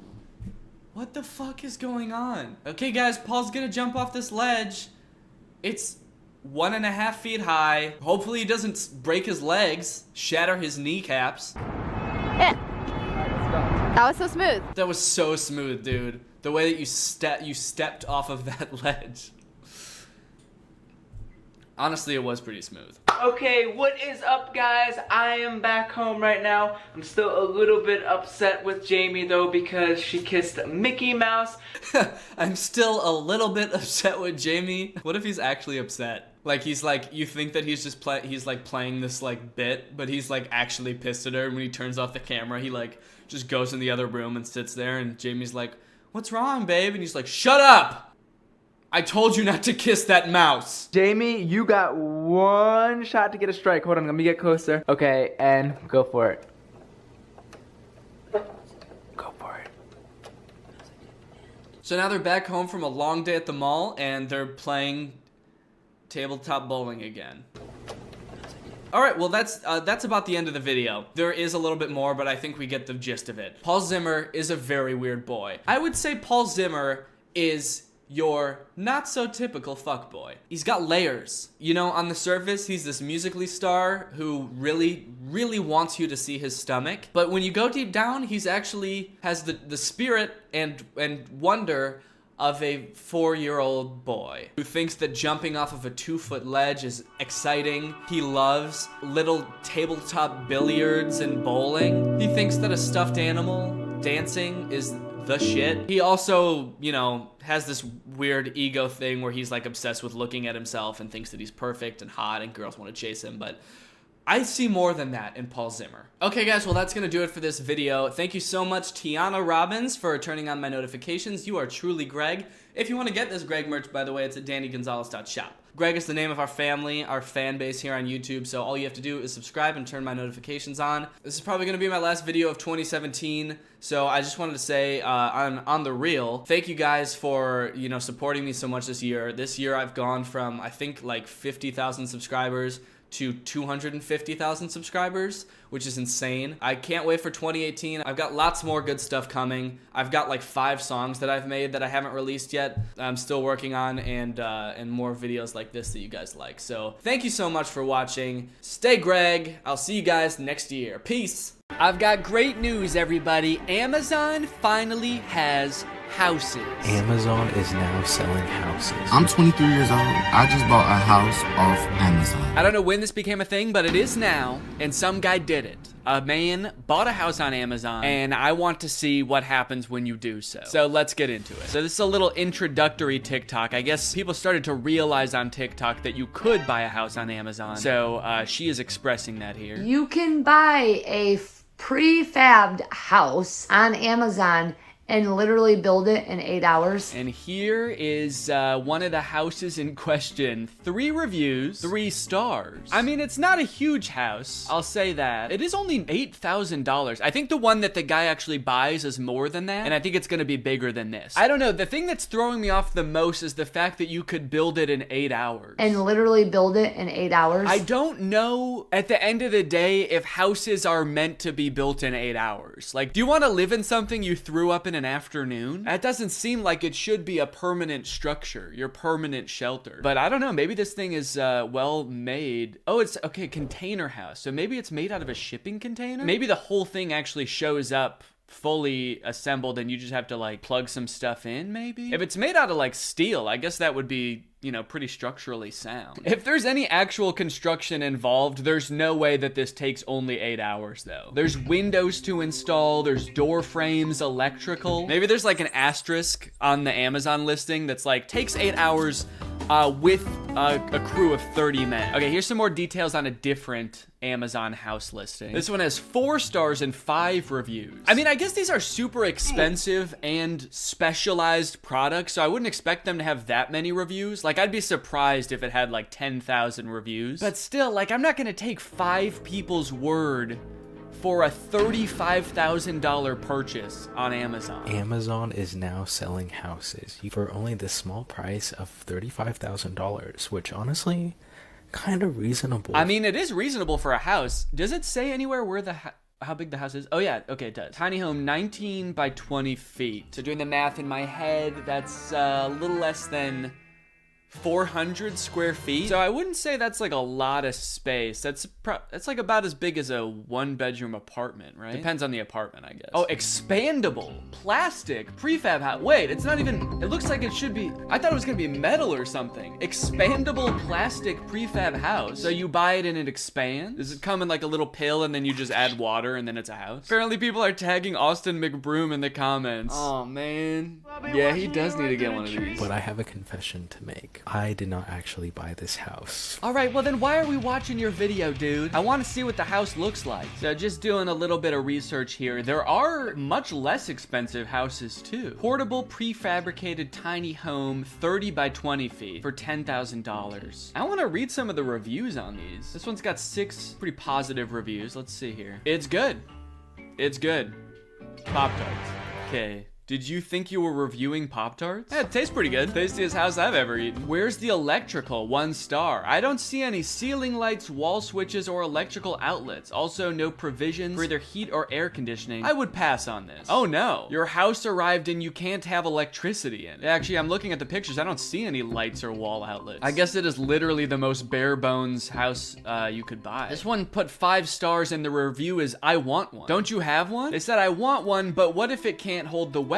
Question mark, question mark. Well, as someone who bought one, you should be able to answer that. Did you buy one? How are you reviewing this product? Okay, anyway, let's get to the actual purchase of the house so we can watch this whole saga unfold. I'm 23 years old. I just bought a house off Amazon. Take the card. Take the fucking card away. I bought a fucking house on Amazon. A whole house on Amazon. Okay, so he's got the receipt and everything. So he posted this January 24th, and the house is gonna be arriving January 29th to the 30th. So it's only gonna take 6 days for this house to show up. How do they even ship it? It's gotta be a big truck. That is lightning fast, dude, for a house. And we already know it's not gonna take very long to assemble. This dude's gonna be in his house before we know it. Now, I am a little curious about his situation right now. Does he have land for the house? Does he already have a house and this is just gonna go in his backyard or something? Like, where's he gonna put this? Okay, so the one that he bought was $26,000 total. Well, $24,000 and then $2,000 in taxes. Shipping costs $0? Someone is doing that for free? Hauling a whole house to you? That's kind of crazy. Amazon Prime is nuts, dude. Another thing I'm curious about is, does he not want a house? He kept saying, like, take my card away. I didn't want to do this. Take the card. Take the fucking card away. Were you in the market for a house? Because, see, I didn't even know you could buy houses on Amazon until this happened. So I wouldn't even think to accidentally do this. But it seems like you got yourself in a situation that most people don't even know exists. All I'm gonna say is, go buy y'all a house, shit. And now he's recommending other people do. Take away my credit card, guys. I should not have done this. I should not have bought a house. I'm so stupid. Anyways, guys, get your houses in the link down below. I've got an affiliate link and I will get some of the proceeds. All I'm gonna say is Amazon is really like a dangerous place, because it's like, really? Houses? Bitch, I didn't even think twice about it. I just did. Okay, that is scary. I mean, like, traditionally buying a house, there is a lot of rigmarole you have to go through. There's a lot of time to back out, but he didn't even have a second to back out. And even if he wanted to cancel the order, he's only got a few days to think about it. The house will be upon him. The house is going to be on top of him, like he's the Wicked Witch of the East before he knows it. I don't even know where I'm gonna put the house. Oh, no. Can you buy land on Amazon? Land. No. Oh, no, dude, you are screwed. So I can see what he's saying about Amazon being a dangerous place now, because there's definitely some other things that you had to think through before ordering a house. Do you need a foundation, even for one of these like prefab houses? Doesn't it need to sit on something aside from just the grass? That doesn't seem very stable. I feel like if there was like a strong gust of wind, the house would blow away or something. Okay, next TikTok. The house is here. So now we finally get to see the house in action. 5 guys and 27 minutes later, it's here. This one took 27 minutes to set up? Dude, all right, if you're gonna buy a house, buy this one. 8 hours versus 27 minutes is insane. I guess they did have 5 guys on the job. All right, y'all, the house is here. Before I show y'all the house, I want to thank Karina because she was an Amazon specialist. She seen my TikTok. And she said she follows me and she loves me. She gave me upgrades, y'all. She gave me a whole different color house, and it's on the papers it says the square footage is way bigger. Whoa, okay, so he got hooked up by Amazon for making that video. Amazon, hook me up with a house. Send me a house. I need a house for my house. It could be my son's house. I'll put it in my backyard. He can have his own house. He's lived here long enough. 5 months, it's time to move out. So they opened it, they unfolded it for me and everything. Look, I don't know anything about the structural integrity of this house, but just the term unfolded does worry me. They unfolded it. The house arrived and they unfolded it like it's a piece of origami. Like, you better hope that it's not gonna fold while you're asleep. If it unfolds, it could fold. And then where are you gonna be? Like the Wicked Witch of the East, man. The house is storage at right now because I have not bought the land yet. He still doesn't know where he's gonna put it, so he's storing it somewhere. Is it stored somewhere right now? Because it's unfolded. Or is it just like in his apartment building's parking lot or something? Does he just have a house at his apartment right now? If it's here every week, I have to give them $150 every week because it's storage here. So now instead of paying rent at his apartment, he's got a house that he is also paying rent for, while he is still paying rent for his apartment. He's got to pay rent for him to live somewhere, and then he has to pay rent for his house to live somewhere. This is the outside. They already set it up and everything. This the plumbing and stuff right here.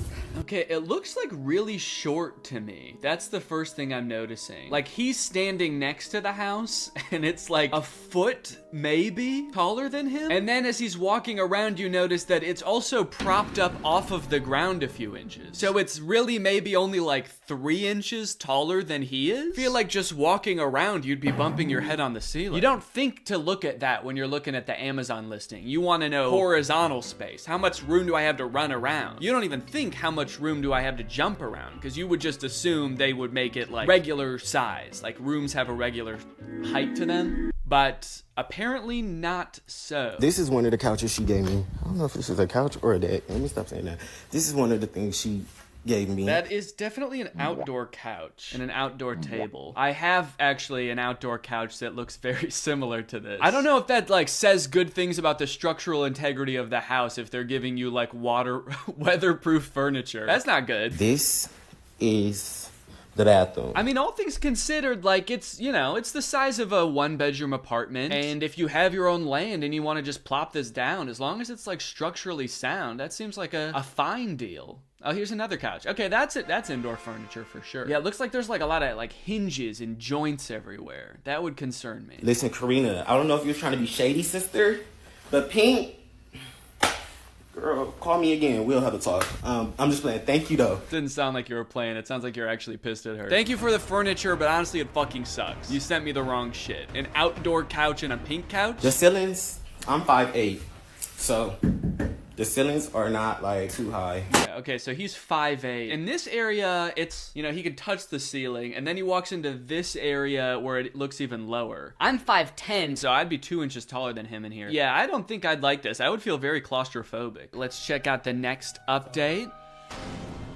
Oh, that's not a good sign. Whatever he's doing next in the house, participating in this activity could result in you or others getting hurt. Warning, do not buy a house on Amazon. It will fold up while you're asleep. So a lot of people been asking me, am I gonna live here? I'm not gonna live here. I'm actually gonna Airbnb it.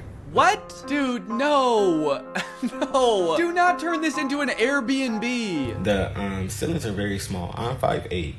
I could touch the ceilings. Yeah, well, you bought it, man. Don't make it other people's problems. I don't know if other people have this experience, but like every Airbnb I've booked in the past like 2 years have made me be like, I'm never booking an Airbnb again. Because you always show up and then there's some shit like this where it's like, oh, you thought it was a normal house? Well, it's actually, the ceilings are 6 feet high. Sorry. And the doors are 2 feet tall. You gotta crawl through the doors. Or it's like an apartment that somebody lives in and they're like, yeah, I'm just gonna be here chilling if that's okay. The last Airbnb we got was an apartment. It was clearly just some lady's apartment, and every time we wanted to park at the apartment, we had to text her and ask her to generate a new code for us to get into the parking garage. She would have to pretend like she was getting a delivery and get a code so that we could just go park. So like every time we wanted to go into the Airbnb, we had to get a code. It sucked. Why do people think that they can pawn off their bad Amazon purchases as Airbnbs? Please. Don't do this to someone. It's like you're acknowledging that it's not a livable house, and then you're like, so I'm not gonna live there, but I'm gonna trick other people into doing it. About the electrical, the plumbing, and everything, I have all that set up. Well, you don't have to set it up if you're not gonna live there. If you're just gonna Airbnb it, you know, you don't even have to do anything to it. Just throw it up on the Airbnb website. They can figure it out when they get there, you know? They'll bring candles. The couches, these couches, I'm not gonna keep these. I don't like them. I actually hate them. Oh my god. He hates everything about this. It's funny because he said earlier that the Amazon person that he talked to watches his videos and loves his videos, and he's like actively shit-talking her. She fucking sucks. She sent me the wrong couches. I also hate this house. And I hate her. I actually think she's out to get me. gonna get the walls drywall. You are able to get the walls drywall, so I'm gonna do all that. You're gonna put like insulation in there also? I mean, the drywall's a good idea. Adding drywall, plumbing, electrical, that's all great. It does kind of sound like the house was not built though, technically, if you're still having to do all that. Sounds like you didn't buy a house. It kind of sounds like you still have to build a house inside the house. And that will make the ceilings even lower, actually. Now that I'm thinking about it, if you're gonna add lights and drywall on the ceiling. So I think participating in this activity could result in you or others getting hurt. Maybe they mean booking this Airbnb. It's gonna hurt your neck if you're over 6 foot, or it's gonna hurt your head. You're gonna bump it. Okay, let's see what the comments are saying. I wouldn't Airbnb it. I would use it as a salon for someone and they'll just pay you rent. You can rent it to some nail techs or esthetician, brow specialist, etc. Wait, why do so many people say salons and nail techs? Do they have like notoriously low ceilings? Everyone knows every salon is just a shipping container that they just dress up real nice. So why don't you just do that? Very smart decision. That will bring in realtor income. I see this going very far for you. Social media made millionaires. Blessings. I really dislike the type of person that like tries to make a quick buck off of Airbnb or being a landlord. Some Airbnbs I'm sure are great, but a lot of people who have Airbnbs are just doing it to make the quickest buck possible. Put in as little work, flip a house so poorly, and then like make you take a vacation there. It's not a very smart decision. He was just describing how unlivable the house is, and his solution is to make strangers pay to live there. That's smart as fuck. If you're watching this, Jeff, please put at least in the Airbnb description that the ceilings are only like 6.5 feet tall. Because if I showed up on vacation and this was my Airbnb, I would cry. Okay, there's an article about this on the New York Post. Gen Z millennials are becoming homeowners thanks to $30,000 tiny homes on Amazon. Now, look, I know that the housing market is crazy right now. So the more people being able to afford homes, the better. And if there are versions of this that aren't like borderline scams because they're too short, then I think that's great. I think people should definitely buy them and live in them themselves. Buy it, put it on your own land, and live there yourself. It's a small price to pay, and it's paying off big time. Cut to that dude we were just watching being like, I hate it in here. I'm never gonna set foot in here again. With homeownership being far out of reach for most millennials and Gen Zs due to inflated asking prices, astronomical interest rates, and crushing student loan debts, 20 and 30-somethings are getting creative about buying abodes. So rather than scrimping and saving their last pennies in the hopes of one day purchasing a brick and mortar mini mansion, money-savvy young adults are turning to an online retail giant for tiny prefab pads. I like that it says money-savvy young adults, as the one TikTok we watched of someone buying it was like, take my credit card away, man. I should not have done this. I just made a horrible financial mistake. So this could be a good thing. These tiny homes, this could be a good solution to some of the housing problem. I have also read that we need more of like that in-between housing that you don't really see in America, but you see in a lot of other countries. Things like townhouses and duplexes and stuff like that, because most of the US is zoned for single family housing, but what we need is more dense housing, because that's obviously a lot cheaper, so it makes all housing cheaper, I think. That's what I've read anyway. Nathan Graham, the 27-year-old influencer behind kid-friendly gaming brand Unspeakable, ignited the viral thunder strike in Amazon house shopping, which has seen over 88,000 folks beneath the TikTok viral hashtag Amazon Home bragging about their new nest. Oh, so this all started from a Unspeakable YouTube video. It's an awesome name for a kid's YouTuber. What's up, guys? Today we're gonna be committing another unspeakable act. Unspeakable Amazon house. I bought a house on Amazon. You can buy anything on Amazon, but did you know that you could buy a house? Okay, so from that, it looked like he was buying the $8,000 one. Oh wait, no, $38,000 one. Okay, and I'm just gonna skip forward here to see the inside of the house. And over here, this is my favorite part of the house. We have an 80-inch TV. We got a couch and our bed over here. Okay, no, this one actually looks like it's got decent height ceilings, I think. I don't know how tall these guys are, so maybe it's not that bad. I would still be concerned about insulation, because I feel like this is just a sheet of metal between you and the outdoors. I'm not sure about that. And then the whole folding up on you thing, the structural integrity. All right, guys, well, I hope you enjoyed this video, and I hope that you buy a house on Amazon. Thanks, bye-bye. What's up, guys? It's me, Danny, and today we're gonna be talking about the hottest trend on YouTube right now, and it's not what you think. It is not diss tracks. It is not challenges. It is not glowing red 1000 degree knives cutting through things videos. It is a trend that you might be unfamiliar with if you're over the age of 3.5 years old. It is learning your colors videos. You guys might not believe this, but YouTube channels geared towards young kids are doing like extremely well right now on YouTube somehow. I found a list that has the 500 channels that have grown the most on YouTube over the past 30 days, and two are dedicated to teaching kids colors. Now you're probably thinking, oh, okay, this is probably run by like Disney or like Nickelodeon or something. No. These are very clearly a one-man job made in some dude's basement, and he is making bank off of these videos. Oh, a couple million views on a glowing knives video? That's cute. 27 million views on Color Club's for Kids' most viewed video. Oh, 50 million views on a glowing knives video? That's even cuter. 77 million views on 3D baby doll bath time, play, learn colors, teach colors for kids, children, toddlers. Why do all these videos have super weird titles? You know how weird a video is gonna be when its title just doesn't make sense at all. It just has too many nouns, no verbs. 3D baby doll, bath time, play, learn colors, teach colors for kids, children, toddlers. It's either a run-on sentence or there's no verbs, or I don't know what's wrong with that sentence. All right, so let's jump in and let's watch a few of these videos to see what the big appeal is. All right, so we're gonna watch Color Club for Kids' most popular video. It's got 27 million views, almost 28 million views. It's called Learn Colors with Dinosaurs for Children, Masha parody for kids, finger family song. I like how they say for children and then for kids. Completely redundant, and it's a video about learning your colors. So yeah, obviously it's for kids. All right, let's watch it.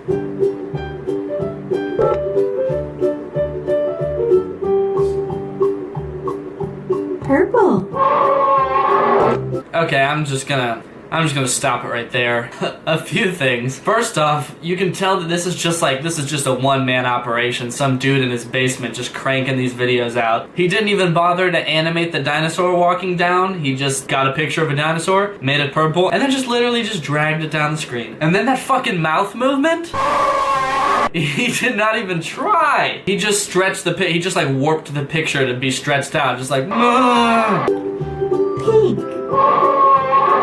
Again with the stretching the heads out thing. At least he used a different dinosaur this time. Like, at least it's not the same dinosaur, just a different color over and over. But honestly, the pink and purple is kind of confusing. I feel like this purple dinosaur is like pretty close to the pink color used on this. Purple and pink are really close together. Kind of hard to tell them apart. Am I colorblind? Alright, I think I get the gist of this video so far. I'm gonna skip ahead to see... Oh, actually, he did use the same dinosaurs twice. You got long neck, T-Rex, another T-Rex, I guess. Alright, so let's skip to the next segment here. One. Two. Alright, now we're learning counting. Alright. I can't think of any jokes about this part. It's just fucking weird. 4.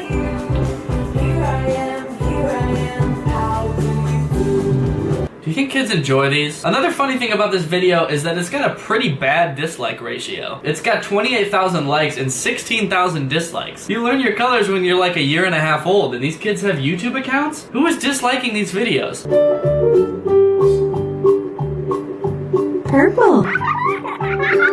Okay, so, whoa, wow. So this time it's these little girls with little bonnets on, and they come out, and you know what? He didn't just stretch their heads out, because I feel like with these girls that would be terrifying. He actually has some kind of animation, which I doubt he did himself, but pretty good. I bet it's gonna be the same exact girl and same exact animation for every color. And that laugh, kind of creepy, actually. Just like a little bit too long of a laugh. Like it could have just been ha ha ha, but it was ha ha ha ha ha ha ha. I also don't like how these girls are staring at me. I'm getting like this really intense stare from them. It's kind of creeping me out. I like how it goes from colors and then to numbers and then it goes back to colors with the exact same thing. So it's like, all right, dumbass, if you didn't learn your colors first time around, here it is again, much simpler this time, you dumbass baby. So another striking thing about this video is that it has 27 million views and it actually has 2,000 comments, which is surprising considering the people watching this video probably don't know how to spell yet or really even talk. So, and they're just gibberish, actually. It looks like this is like a weird mix between other languages and people who accidentally let their babies hold their phone for too long and they started typing a comment or something. But say, okay, so look, this looks like it's almost very obviously gibberish, right? But then it has replies. It has 19 replies. And they're all so gibberish. There's no way that this is a real language. This has 78. Oh, that's not a word, because no language uses numbers, and they're like having a little baby conversation in the comments. Oh,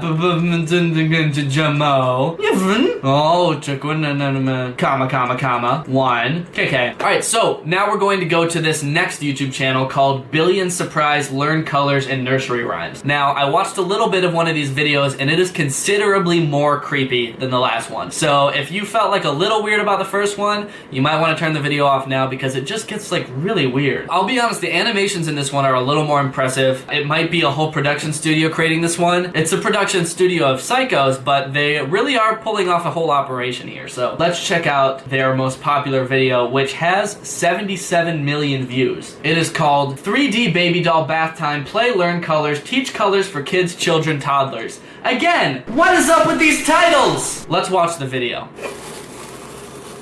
Billion Surprise Toy. Alright, I did not like that title sequence one bit. That was creepy. Billion Surprise Toys! What accent is that also? Isn't this teaching English colors to babies?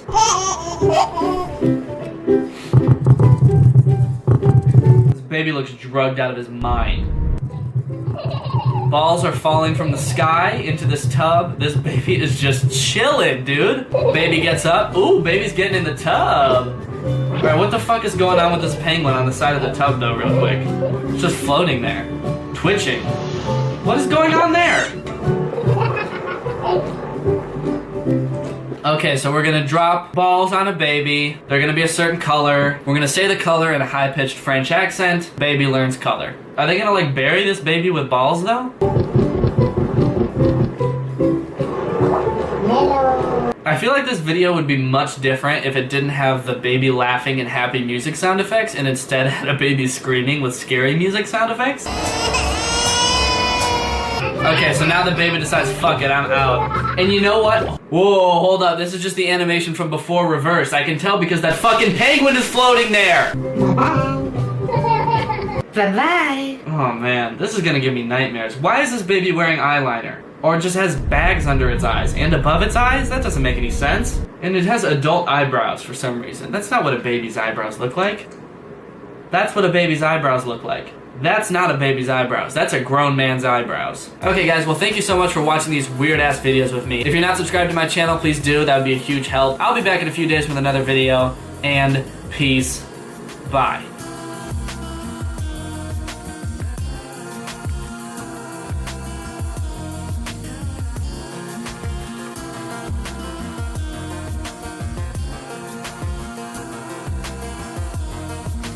What's up, Greg? I hope you're all having a great day. Welcome back to another episode of Cool Moms. This is a show called Cool Moms, where we review moms and talk about how cool they are. Specifically, moms on TikTok. Specifically, one mom on TikTok. This mom on TikTok. Seems like a lot of people are talking about TikTok these days. It's sort of made like this huge resurgence in the popular culture from what I can tell. And I haven't talked about TikTok in a while. In fact, I haven't talked about TikTok since it was Musical.ly. The last time I talked about Musical.ly, I feel like it was just this app full of cringy, like 14-year-olds lip-syncing popular songs. But these days, I feel like TikTok has gotten a lot better. I feel like it doesn't get enough credit. There's like some legitimately funny stuff on TikTok. A lot of it is still very hard to find because there is still all of that stuff from before. It's just now there's some funny stuff on there too. So the funny stuff is sort of diluted by all the weird stuff. There's also this thing where TikTok will just steal audio from like popular Vines or popular YouTube videos and put it on TikTok without crediting the person who made it. And then people will just lip sync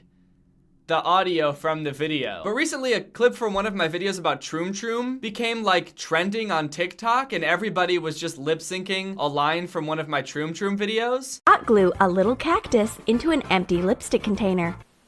Where the fuck do you get a little cactus? And the interpretations that people gave my video were just so original. Where the fuck do you get a little cactus? I mean, very creative. Where the fuck do you get a little cactus? People added their own little twist, their own little spin to it. Little cactus, little cactus. It's not like they were just stealing my joke and re-saying it, or not even re-saying it, just lip-syncing it. And I gotta say, they were almost as funny as when I said it the first time. but they weren't. One genre of TikToks that I've been really into lately are these like deep emotional TikToks. Ones that are supposed to make you feel like heartbreak or betrayal. This is a good example of one. Quick disclaimer, as I've done before, I'm gonna be covering all of the songs that are in these videos. Since they're TikToks, obviously every single one has to have a popular song in it. So I'm going to have to do a cover of it so I don't get copyright claimed. Bang, bang, bang! Oh, damn. Damn, don't you hate it when that happens? Don't you hate it when you're about to shoot somebody and they're about to shoot you and then you both decide, let's not shoot each other. We got better things to do. And then just as you think you're about to get away clean, he dips you like he's about to kiss you and then shoots you in the chest 5 times. Damn. If I had $1 for every time that happened to me, I'd have $8. Or this one where this girl bends down to pick something up while she's talking to her boyfriend, I guess, and then some other girl comes up and tries to give him her number, and he's like, no, I don't want your number. And then the girl gets up and they're so happy together because they're still dating. Totally relatable. This dude also made the exact same video, except a different girl comes up to him and it's like an 11-year-old, so that's kind of weird. But while I was scrolling these deep, emotional TikToks, I found one that really caught my eye. It's by a girl named Varlicious. And the caption is, there's no peace in drugs. Hashtag say no to drugs. Hashtag choose to refuse. Hashtag no drugs, kids. I tried so hard and got so far. But in the end, it doesn't even matter. I had to fall to lose it. So the caption is, there's no peace in drugs, which I guess is a pretty good message. You know, don't do drugs, don't abuse drugs. That's fine. I guess I'm just not really sure what she's trying to act out here. Like, what's going on? She pulls up in the parking lot of this strip mall in her Mercedes. So right off the bat, big flex. And she's like, okay, now that I'm alone in this parking lot, it's time for me to do every single drug ever. But then she's like putting every drug up to her mouth and she's like, no, I can't do it. Bottle of alcohol? Can't do it. Cigarette? Can't do it. A bunch of vitamin supplements?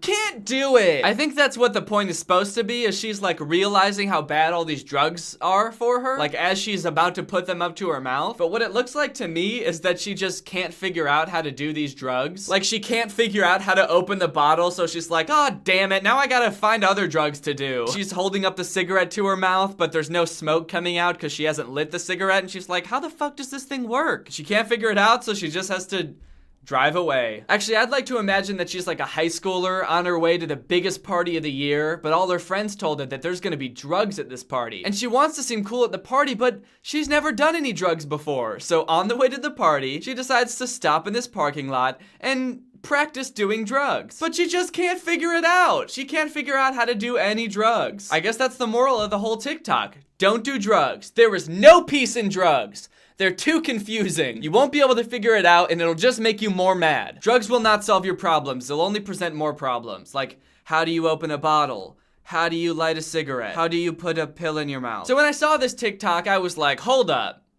Who is this? Who is this lady? It just seems like this person has no grasp on like reality or how people do drugs, like just driving to a parking lot with every drug to do every drug. It just seemed like a weird concept. I had to figure out who this woman was. So I went to her profile, I scoured it, and I realized that Varley is basically the ultimate mom of TikTok. She's got all sorts of essential mom TikToks. Anything that you would expect a mom to be doing on TikTok, she does. She's got her daughter in her TikToks, as you can see here. They're just sort of staring at the camera together and smiling. She's got inspirational TikToks like this one, Together We Rise. People like us, we gotta stick together. That's the whole thing. That's the whole TikTok. It's just her staring at the mirror and then her looking at the camera. And then she's got TikToks like this one, which I see you. I'm not really sure what this is supposed to be. That one's not really like a mom TikTok. That's just sort of disturbing. She's also got this video where she, I guess, shoots her daughter and then laughs maniacally about it. So that's a weird video to make. A video where you shoot your own daughter in the back and then laugh about it. Kind of weird. But she's also a big health guru. She's a huge fitness nut, as you can tell by this video called Started My Fitness Journey in 2017. You make me a believer. believer. She started her fitness journey in 2017, and she's been getting punched in the stomach ever since. Is it just me, or does it seem like the dude is the one working out in this video? I mean, I guess she's probably flexing her abs, and that's like what the workout is, but she's just standing there. Meanwhile, this dude is over here turning red, like totally out of breath, just punching her over and over. And Varley is just standing there, just flexing. Hashtag getting stronger, hashtag strong woman, hashtag boxing. Man, I don't want to break it to you, Varley, but I don't think that this is what boxing is. If this is how you box, I mean, I guess it's actually very impressive. Imagine stepping in the ring with this woman and the bell rings and you start throwing your punches and she just stands there and takes them. Her whole body is just tensed up and she's just smiling at you. You're going all out and she hasn't like moved an inch. You fool! You think you can defeat me? I started my fitness journey in 2017! When you love someone, you open up your heart. When you try to love the world, you'll feel good. I mean, it's a good message. I'll give her that. Kind of a weird video. Just her dancing around in the snow. I guess she's showing that she loves the world. Even though it's cold out, she's like, woo! I love snow! And not to be that guy, but like if you're gonna say love the world, like love the whole world, and then show yourself just loving snow, that's not very impressive because snow is pretty easy to love. It's fun to play in, it's fun to sled on snow, there's lots of good things about snow. I would be impressed if she was doing this in like lava or something, or like shark-infested waters, or a giant landfill. She's just like throwing trash up in the air and being like, I love the world! Every part of it, even landfills. That would be impressive. I'd be like, holy shit, this girl really does love the whole ass world. The really weird thing about this video though is that she's doing all of this in front of like what looks like a middle school. So not sure what that's about. Maybe this is the middle school her daughter goes to? Wow, that would be embarrassing. Can you imagine being in middle school? Which I guess that would be pretty bad on its own, just being in middle school. But imagine being in middle school and you're all, you know, sad because you're 12 and you're just sitting in class and suddenly you just hear someone in the back of the class yell, yo, is that your mom? And the whole class turns to the window and everybody kind of gets up and crowds around the window. And lo and behold, outside in the snow, it's your mom. And she's just doing this, just making TikToks, just slipping and sliding around in the snow, loving the world. She's got another one in front of this school. This one's a little more sad though. If you wanna go, then I'll be so lonely. If you're leaving, baby, let me down slowly, let me down. Oh, let me down, no, let me down, let me down. Oh, let me down, down, let me down. Like that random little girl in the background. Maybe that's one of her other daughters, just like, what happened to love the world? And you'll feel good. This one's hashtag love, hashtag life, hashtag betrayal, hashtag emotions. Damn. This is so emotional. I like that the drop of the song happens like right when she's going off the swing, like it's supposed to be this really cool moment. I mean, I guess she does get pretty decent air. I'm pretty impressed. I don't think I've ever seen anybody jump that high off a swing before. Why does this woman have so many TikToks in front of this school? Does she just chill here all day? Like she drops her daughter off at school and she kisses her goodbye and she's like, all right, I'll see you in a couple hours. And then she just hangs around outside making TikToks all day. Obviously, I'm kidding. I know she doesn't do that. That would be ridiculous. Plus, she's got other things to do, like getting punched in the stomach. And if she stood around making TikToks all day outside of her daughter's middle school, she wouldn't have any time for that, now would she? Oh, she's got a video of her actually punching. Thank goodness, because I was just kind of worried that she just went to the gym and got punched in the stomach all day.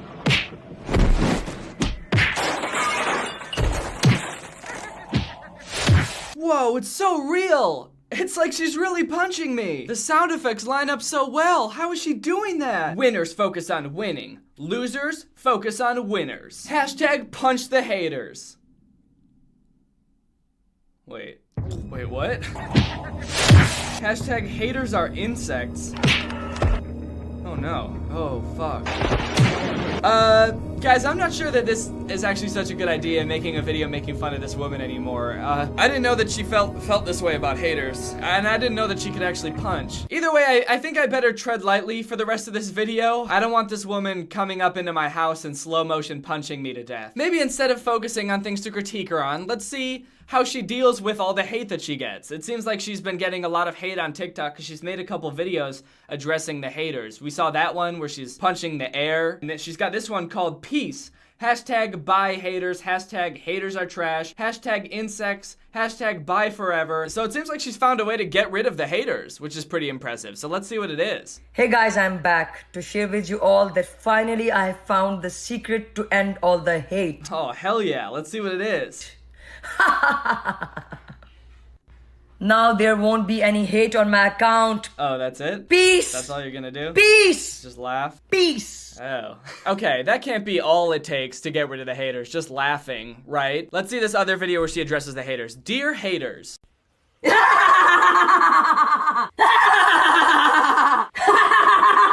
And she just laughs like a crazy person. Okay.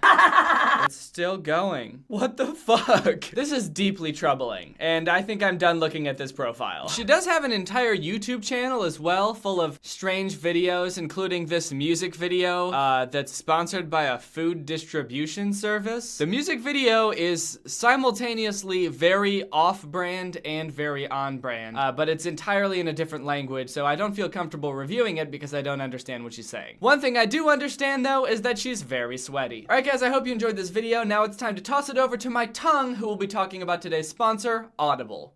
With Audible, you gain access to an unbeatable selection of books, including bestsellers, motivation, mysteries, thrillers, memoirs, and more. Audible has the largest selection of audiobooks on the planet, and now with Audible Originals, the selection has gotten even more custom, with content made for members. Lately, I've been feeling kind of lazy, like I haven't been pulling my weight enough, and like I haven't been getting enough done. So I started reading The 7 Habits of Highly Effective People. It's a really popular book for people who want to be more effective and adopt more productive habits, which is really helpful for when you're running your own business, or a full-time YouTuber, or the tongue of a full-time YouTuber. Audible members can choose 3 titles every month, 1 audiobook and 2 Audible originals that you can't hear anywhere else. Audible members also get access to exclusive fitness programs, so you can get this new year started off on the right foot. I don't have feet because I'm a tongue. You can listen on any device, anytime, anywhere. At home, at the gym, on your way to work. I personally like to listen to audiobooks when I'm doing something mundane like washing the dishes, taking the dog out for a walk, when I want to have my mind elsewhere, but I have to be doing something. You'll also enjoy easy audiobook exchanges, rollover credits, and an audiobook library that you keep forever even if you cancel your membership. So you can get started today by visiting audible.com/GregForLife or texting Greg for Life to 500-500. That's right, all you have to do is send a text message to get a 30-day free trial. Just text Greg for Life to 500-500 or go to audible.com/GregForLife and you get a 30-day free trial for Audible. It's so easy a tongue could do it. And a tongue did do it, because this tongue done did do it. That's it. That's the whole ad. Back to you, Danny. Well guys, I hope you enjoyed this video. If you're new here, make sure you subscribe and turn on my notifications to join Greg. Greg is my fan base here on YouTube. If you're part of Greg, then you're part of the fastest growing army on the internet. Please don't look it up. I've seen a lot of people saying that they're going to look it up or that they have looked it up. Guys, listen to me very carefully. If you look up if Greg is the fastest growing army on the internet, you have betrayed my trust, alright? I don't care what it says. I mean, it will say that I'm right, I promise you that, but if you look it up, then you really don't trust me. And that shows. And that's not a very Greg move, I gotta say. So please don't be looking that up. Just hit that subscribe button, smash that notification bell, and you can be truly Greg. That's all you gotta do. You don't gotta look anything up. You don't gotta go fact checking me. What's that going to accomplish? Thank you to Haley for turning on my notifications. You are truly Greg. I'll see you guys next time where I crawl into the sewer and become a rat. Bye! This video is over now. Over now. Go find something else to watch, or just watch this video. I know we had a lot of fun. A lot of fun. But you can't stay on this end screen forever. No. This video is over now. Over now. So why are you still watching this? What's up, Greg? It's me, Danny, back with another episode of I Am Not at My Desk. I am on my couch. That's because today is a very special video. Actually, I should hide those. If you can tell that it's wet right here, it's because of my dog. She licks her paws and it gets wet on the... I didn't pee on the couch. So I posted on Instagram about this, but for those of you who don't know, I recently just became a full-time YouTuber, which means I don't have a job. now, basically, or this is my job, I guess. So first off, thank you guys for that. I've really always wanted to do this. It's pretty crazy that there's enough of you that actually watch these videos for me to do this full time. So I had this moment the very first day that I became like a full-time YouTuber. Laura left for work and I sat down and I got ready to do my first full day as a YouTuber, and I just was like, oh, wait, what do I do? And I spent pretty much the entire day trying to figure out what a full-time YouTuber does. And from what I could tell, it's not a lot, aside from making videos. So I was a little bit bored the first day, and I thought back to a video I made about a month ago where I reviewed these products from As Seen on TV commercials, and particularly the fun skates. And I thought, man, if I had a pair of those right now, I wouldn't be so bored. Then I also thought I could make a video about it or whatever, so I ordered them to play with, and I ended up ordering a few products from these As Seen on TV commercials, some of them that I reviewed in that video, and then one extra bonus one that I'm gonna try out as well. So that's what this video is going to be today. It's me fulfilling my childhood dream of playing with the carpet skates. Also, I'm wearing my own face on my shirt. You might think that's a little bit narcissistic. I do too. I also do, but how else am I supposed to promote the new merch? DannyGonzalez.store. So I'm gonna start with the fun slides. Nowhere to run, nowhere to ride. Now wherever there's carpet, blast off with fun slides. So I guess I'm like an unboxing channel now. All right, guys, welcome back to Unbox Boy XD. Today we're gonna be unboxing the fun slides. So what can we expect from these? Well, I think I remember the commercial saying you can do tricks. It's just as fun as sliding on socks on a hardwood floor, and you can dance like a maniac. I think that was my favorite part of the commercial. So if I can't dance like a maniac in these are gonna get a pretty bad review from me. Oh, it's got instructions on the back here, thank goodness, because these seem really difficult to use. Here's the instructions. Use with athletic shoes. Place a carpet skate on the floor with gripper grooves facing forward. Place your heel against the elastic heel and strap the slide foot back until the hook and loop foot strap will come over. This seems like way too, this is like a paragraph of instructions. Don't you just put your foot in it and slide, right? How difficult can it be? And at the end it says, now you're ready to have fun. Prior to use, read all cautions below. Oh shit, there's like a caution section on here. Assembly instructions. Does this not just come as a, do I have to assemble this? Okay, anyway, let's check out the cautions. Caution, always wear flat-bottomed, rubber-soled shoes, such as athletic shoes. Use only on carpeted surfaces, away from stairs or obstacles. I remember that from the commercials. Walk down the stairs. Stay away from stairs with these things. You'll fucking die. Adult supervision recommended for those without skating experience. The joke's on them, because I am an adult. I bet they never thought an adult would be buying these for themselves. Ages 6 and up. That's not a problem because I'm 23 years old. Please retain for future reference. I will make sure to keep this caution for future reference just in case I'm going out skating with some friends and I need to make sure that I'm being safe. All right, well, here are the skates, and yep, I have to fucking assemble them. What? They couldn't just do this in the place where they made them? How hard is it to just put this together? This should not be something that you need to assemble when you get. Let's see, are these slippy?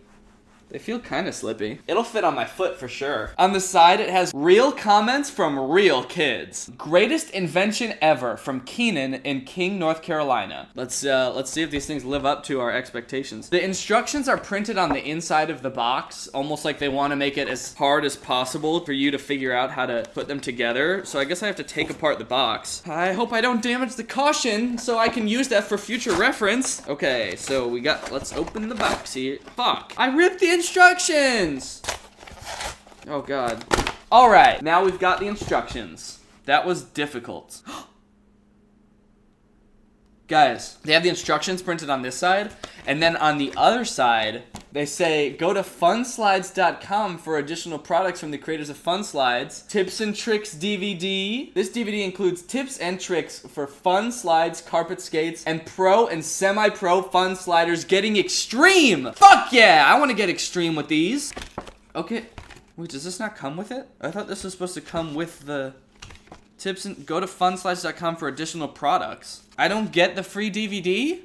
For pro and semi-pro tricks? Now I'm gonna look like an idiot in these things because I don't know any fucking tricks. Not to mention I don't have the trick stick slide rail and I don't have any of the carpet ramps in the commercial either. I'm gonna look like an idiot. Oh well, maybe it'll still be fun. Okay, for maximum performance, use with athletic shoes. Maximum performance. I like how they pretend that this is like a extreme sport, is sliding on carpet. For maximum performance, use athletic shoes. Now I remember in the commercial, it made a really big deal about the high quality construction of these, which is kind of bullshit because I'm having to construct them myself, so I think the quality really depends on how well I do it. But I will say, the smooth plastic and the foam feel very premium. This isn't a $1 carpet skate. You're really getting your $19.99 worth of this. $19.99. In all seriousness though, this foam is very thin. I feel like this is gonna provide little to no comfort on my foot. Maybe you want it to be more firm for what did it say? For maximum performance.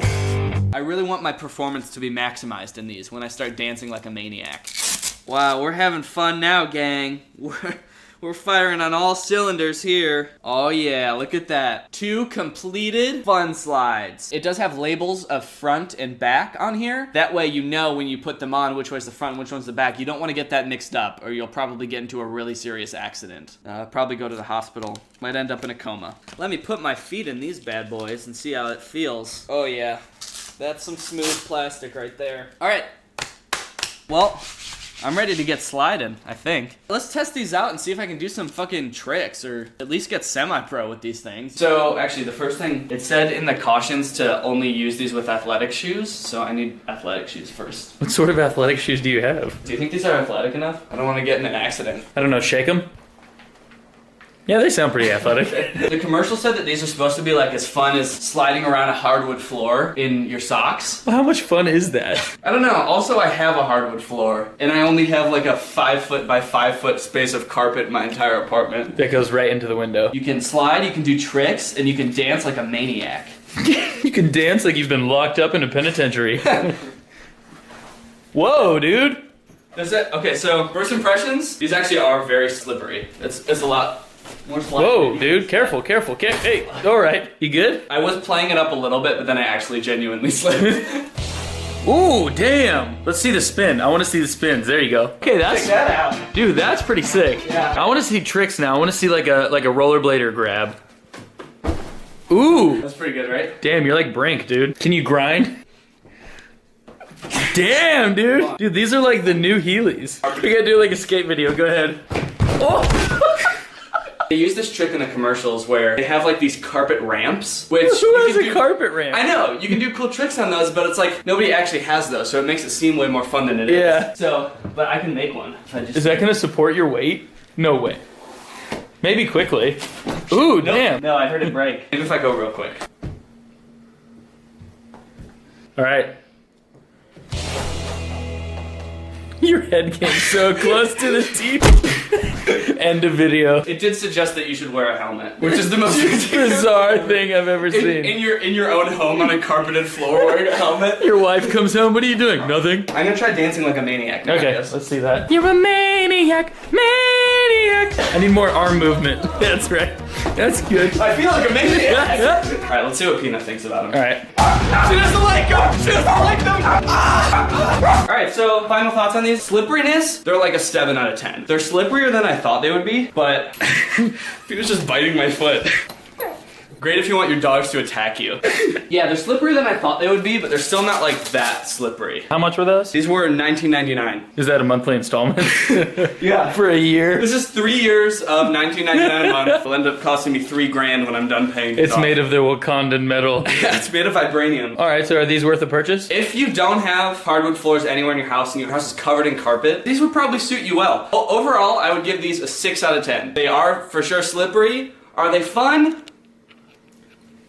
No. The next product is not quite as fun, but is very practical. Or at least the commercial said. This is the Slob Stopper. Or it's actually an off-brand one because I couldn't find the actual Slob Stopper. In the commercial, this was used for men with busy lifestyles. They can drink coffee and spill all over themselves and not have to worry about getting it all over their suit when they're looking at hot chicks. Forget messy spills and unplanned accidents. Just slip it on and enjoy your busy lifestyle. So I got this really pretty patterned one because I still want to look good when I'm spilling hot coffee all over myself. And you know what? Honestly, there's not really much to say about this one. It is a bib. It's absorbent and waterproof. I feel like those are oxymorons. If it's waterproof, don't you want it to slide off instead of being absorbed? All right, well, I think the only way to really test to see if this works as advertised is to try it out in the car. I'm just like you guys. Really, when I get distracted is when I'm sitting in the car and I see a hot babe and I try to drink some coffee and end up spilling all over myself, and I totally ruin my chance with the babe. So that's got to be the best way to try this, as I am a busy guy with an on-the-go lifestyle. So let's go ahead and test this bad boy out in the car. In the commercial, the reason that he spills is because he's distracted, because a hot girl walks by the car and he's like looking at her, and then he spills coffee all over himself. Could you be the hot girl? Yeah, I mean, look at me. Yeah.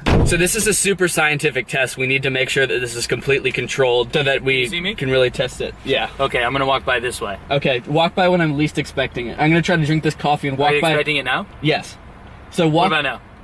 Yes. Walk by right as I'm trying to drink it, and when I'm not expecting it, so that I spill all over myself. Because this has to be just like the commercial, okay? Okay. I'm a busy businessman, just going to drink some water. I'll probably suck your dick. How was that? Was that like a hot chick? Yeah, that was actually really good. Did you get any on you? No, I think I'm completely dry, actually. I did spit water all over my steering wheel, though. That's probably because I'm so hot as a woman. Okay, let's try it one more time where I don't spit and instead I just spill. Just do whatever a hot girl would do. Okay. All right. Oh, another busy day of being a busy businessman. I'm gonna drink my water. Oh, no!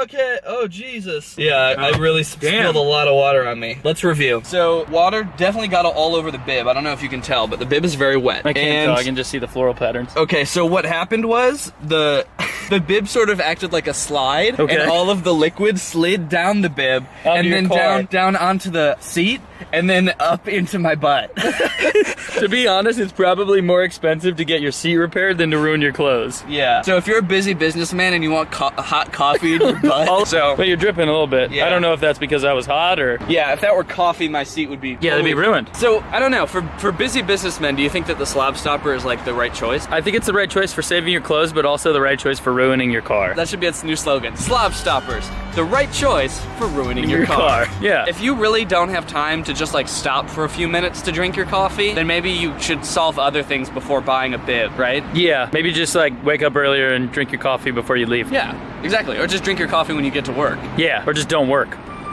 That's actually really smart. Overall, I would rate the slob stopper a 4 out of 10 because it sort of did what it was supposed to do, where it protected my clothes, or at least it protected my shirt, but it also got coffee all over my pants, and it had unintended consequences that were not mentioned in the commercial, where it would have ruined my car seat. Yeah. So those are the two products that I covered in the video, but I have another one that I think could trump the other two in the fun factor level, and that is the Air Pogo Jumper. Look at that. I mean, just look at this. The Pogo without a stick. Use indoors or out. Smooth, high bounce action. And you guys know from watching my videos, I've always said this, I'm really all about high, smooth bounce action. So that's gonna be really important for me. It's just like a little board with a ball in the middle that you jump on. I don't know how the fuck you're supposed to balance on this if it's just a ball. This was recommended to me on Amazon after I bought the carpet slides, and I went to YouTube to try to find like a video or commercial for it, and the only thing I could find is this video. It's posted on the official Geospace YouTube channel. Let's check it out.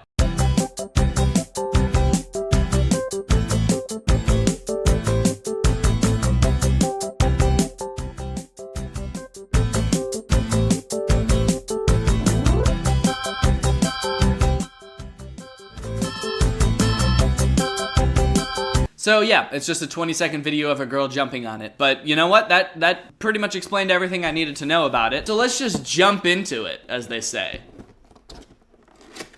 It's so funny. So the first thing we got here is the board, a ball, a pump, and instructions. There is also one black hair. I don't know if you can see. There's one black hair dangling out of the bag. I don't know if that comes with every Air Pogo, but it is a long black hair. So just keep that in mind. If you are purchasing this product, it may come with a long black hair, or maybe I just got lucky and was blessed with that. That's very gross. Moisten the needle tip and insert it into the bladder valve hole.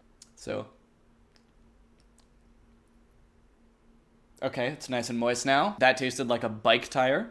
Very gross. So I gotta insert this into here and just pump away. We're gonna have a lot of fun with this one, I can already tell. Okay, I'm not exactly sure how full it's supposed to be. It says it needs 100 pumps. And for some reason, I wasn't counting the pumps. I thought I just had to fill it up until it was firm. So I have no idea how many pumps I've given it so far. So I'm just gonna keep pumping it until it seems full enough. Oh yeah. Oh yeah. All right, this is gonna be fun. Okay, is there any instructions on how to use this? No. No, it just says remove the pump and your Air Pogo is ready to enjoy. So, I don't know how in God's name I'm supposed to balance on this and jump at the same time, but I guess we'll figure that out. I guess now I'm just gonna take this out and see if I can give it a good hop. All right, gang, right off the bat, my fears are that I'm not gonna be able to balance on this. I also have a slight fear that this ball is going to bust under my feet. All right, so let's just give it a go. Who's thicker? I'm gonna try to start out not holding on to that. Okay. All right.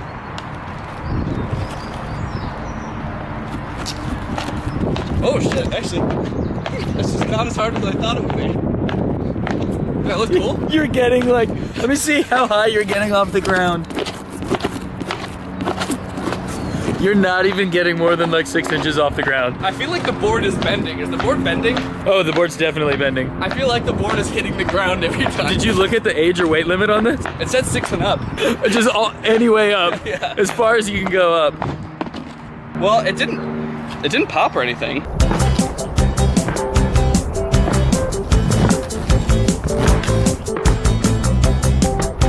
The Air Pogo jumper, I would have to say, is more fun than jumping by about 5%. Okay. So if you wanted to get an idea, if you want to buy this, of how much more fun it is than jumping, think how fun is jumping, then what's like 5% more fun. Awesome. It is pretty bouncy. I weigh 150 pounds and this did not burst. I could definitely feel the board itself like buckling under my weight. Overall, I would give this a 7 out of 10. I mean, it's fun. We probably played with it for a minute or two and I'm already pretty worn out. So it's not gonna last you all day. It's not gonna be all day fun with this. I'm pretty exhausted after just playing with this for a little bit. So keep that in mind. All right, thanks for watching this review, guys. I'll see you next time. Hey, Danny.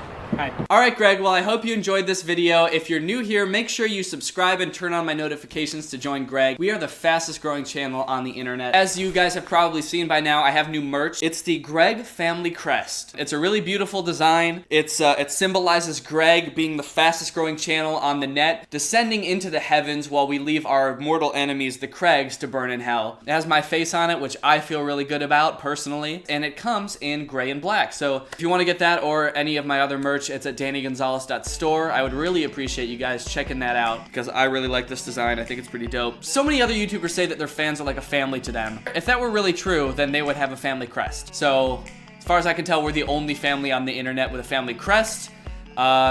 Probably means we're the only family on the internet. If you want to join my Discord server, you can support me on Patreon to do that. The link for that is in the description as well. Thank you, Rebecca Pats, for turning on my notifications. You are truly Greg. I will see you guys next time with a really interesting video where I disguise myself as a rat for 3 weeks and eat nothing but cheese and garbage, just to see what it would be like. Bye! What's up, Greg? It's me, Danny, back with another super challenging video. If you guys missed the last video, or in case you forgot, we're Greg now. Our fan base name is Greg.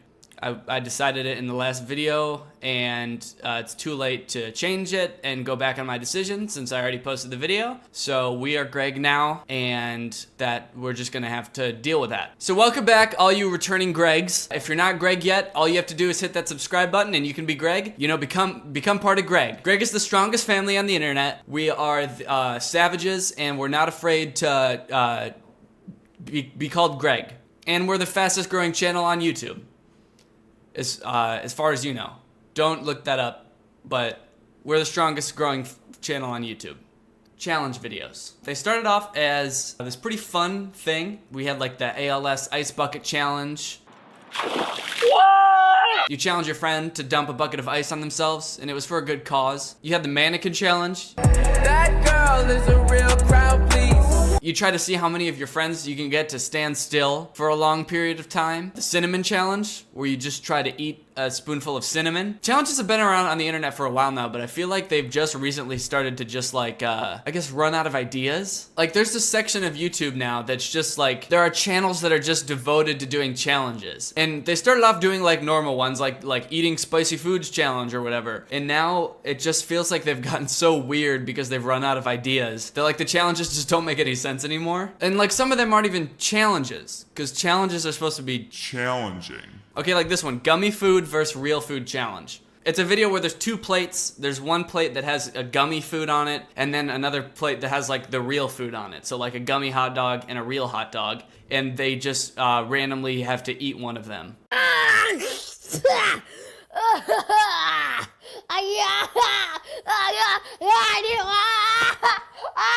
I don't know if I want to watch whatever the rest of this video is because I feel like it might be illegal to even watch. Is this just kids getting tortured? Is this the kids torture challenge? Torture kids challenge? Yeah! Wait, so this girl gets a gummy bear. Is the other kid gonna have to eat an actual bear? Okay, I like these. See, I don't understand how this is a challenge. It's like, oh, one girl has to eat gummy bears and the other kid has to eat Teddy Grahams. Like, both of those are good. So what? I don't understand how it's a challenge. It's like, it's not challenging to eat delicious food. I also just feel weird just like watching a video of kids eating. Is that weird? If you took away like the challenge aspect of it and it's just like kids eating like candy, that's just like a weird video. It's just like kids eating candy. Who would watch that? Like if I saw this video and I wasn't making a video about it, I wouldn't be like, oh, kids eating candy? I gotta see that. I've always wanted to see some kids eat some candy. I've never seen that before. I better watch this 14-minute long video of kids eating gummy bears.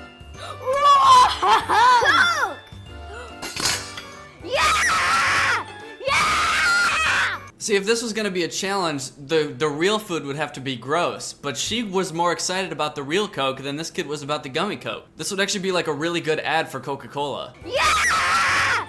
Yeah! This video is like the clickbaitiest video I've ever seen. Dirty Touch My Body Challenge, and the thumbnail is just porn. Hard eyes emoji, your little squirty emoji, and then of course your peach and your eggplant emoji, which obviously mean eat your fruits and vegetables. Okay, so I haven't even watched this video yet, and I already know that there's gonna be nothing dirty about this. Because channels like this are so obsessed with ad revenue that like they would never actually do anything dirty. So basically the game is that one of them has to close their eyes and the other person will hold their little finger, little finger guy, to use it to touch a part of their body, and they have to guess what part of their body it is. I don't really actually want to watch the video because I don't think it'll be very interesting, but let's just like fast forward through it and see if it actually is like dirty at all.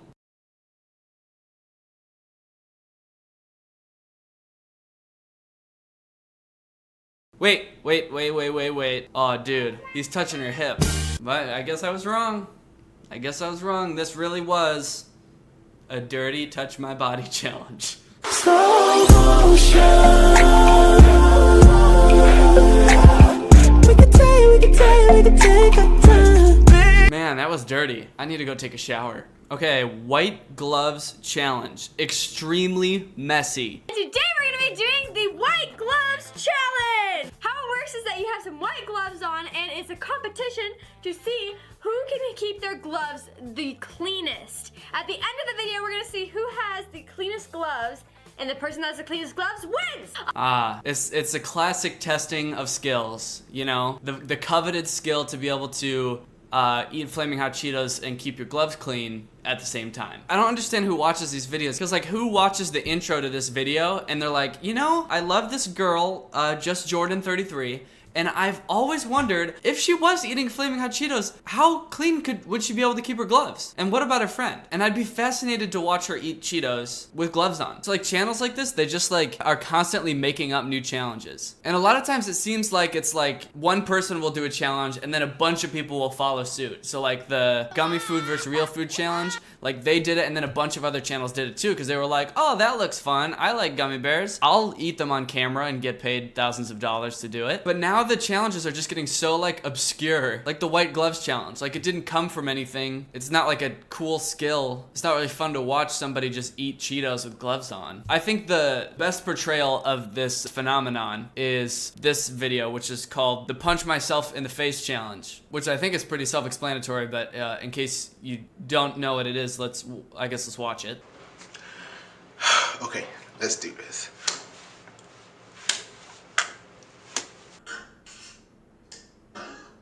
Okay. There. And that's the end. That was the whole video. God, that was kind of sad. I know he looked really happy when he was doing it though, but I feel like that just sort of made it more sad. Why is he so happy?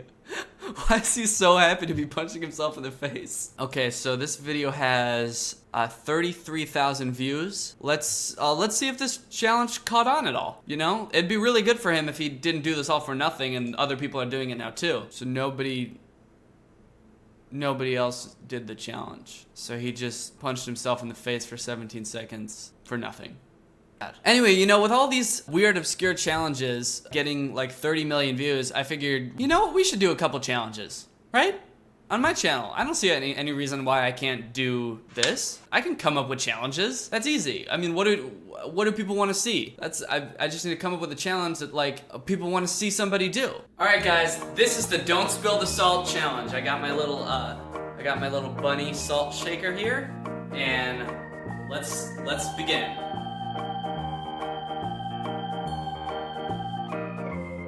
Alright guys, that was the Don't Spill the Salt challenge. I didn't spill any salt.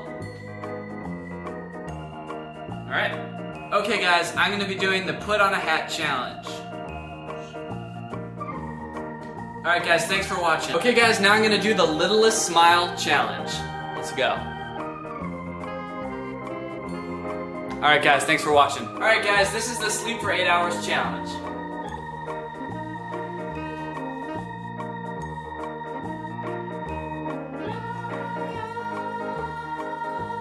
Alright guys, thanks for watching. Alright guys, I hope you enjoyed that video. Guys, if you're not Greg yet, hit that subscribe button. Join the family. We are the fastest growing channel on YouTube. Don't look that up, it's true. And other YouTubers talk about being a family. That's not even true. They're not a family because nobody's related. Every Greg is blood related. That's true. Don't look that up either, but it's true. If you join Greg, you're actually joining a family. So subscribe and turn on that notification button because that's what a real Greg does. Shout out to Sharky Shark. Thank you for turning on my notifications. You are truly Greg. All right, thanks all my Gregs for watching. I will see you guys next time. I'm gonna be posting a new video really soon, so stay tuned for that. Thank you for watching. Bye.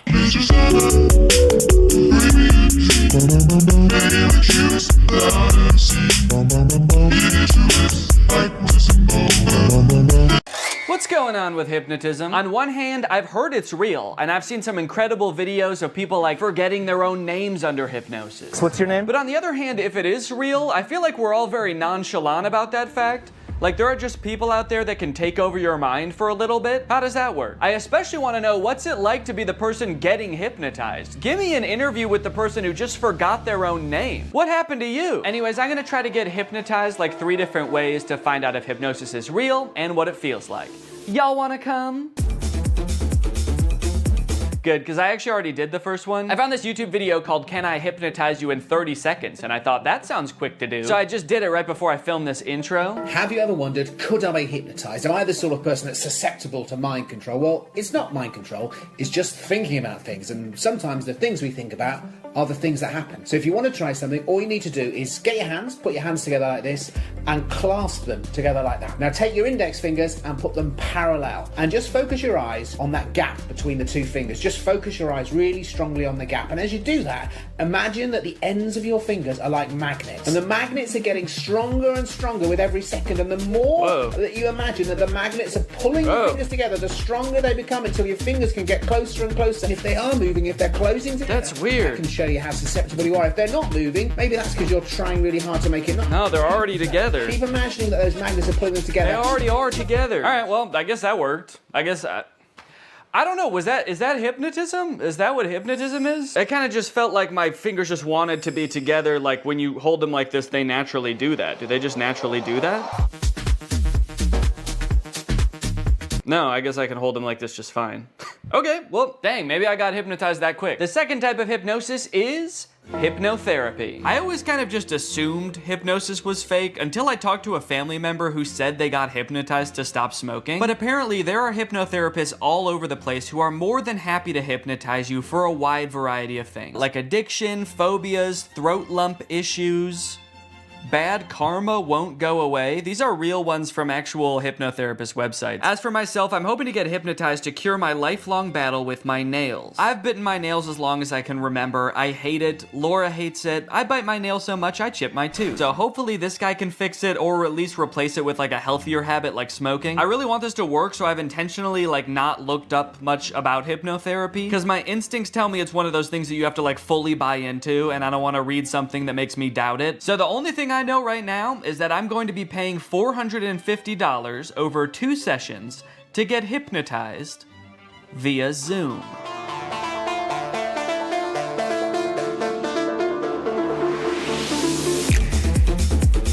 Okay, so for privacy reasons, I can't actually show the hypnotist in the video or play his voice, but I'm gonna describe best I can what happened in this call. To my surprise, he kind of spent the first few minutes just giving me basic nail biting advice that has nothing to do with hypnosis. He recommended I get a nail file, pick 1 day a week that's my nail care day. He also said I should meditate because that would help with stress and reduce my nail biting on its own. And he taught me a self-hypnosis that I can do anytime I feel the urge to bite my nails from here on out. And then the last thing he told me before he started hypnotizing was that he highly recommends I listen to the recording of our hypnosis session every night before I go to sleep. And with that, it was time to be hypnotized. For this portion, he actually hung up the Zoom call and then called me on a regular phone call. I don't know if he just like didn't want the visual distraction of him on the screen, or if he wanted to like put on pajamas or something. He started by trying to get me as relaxed as possible, focusing on different areas of my body from head to toe and imagining that they were getting heavier and heavier to the point where my body felt like it was sinking into the couch. And I'm guessing this is the point where I'm supposed to be like fully in a hypnotic state, because from here on out, he basically tells me this kind of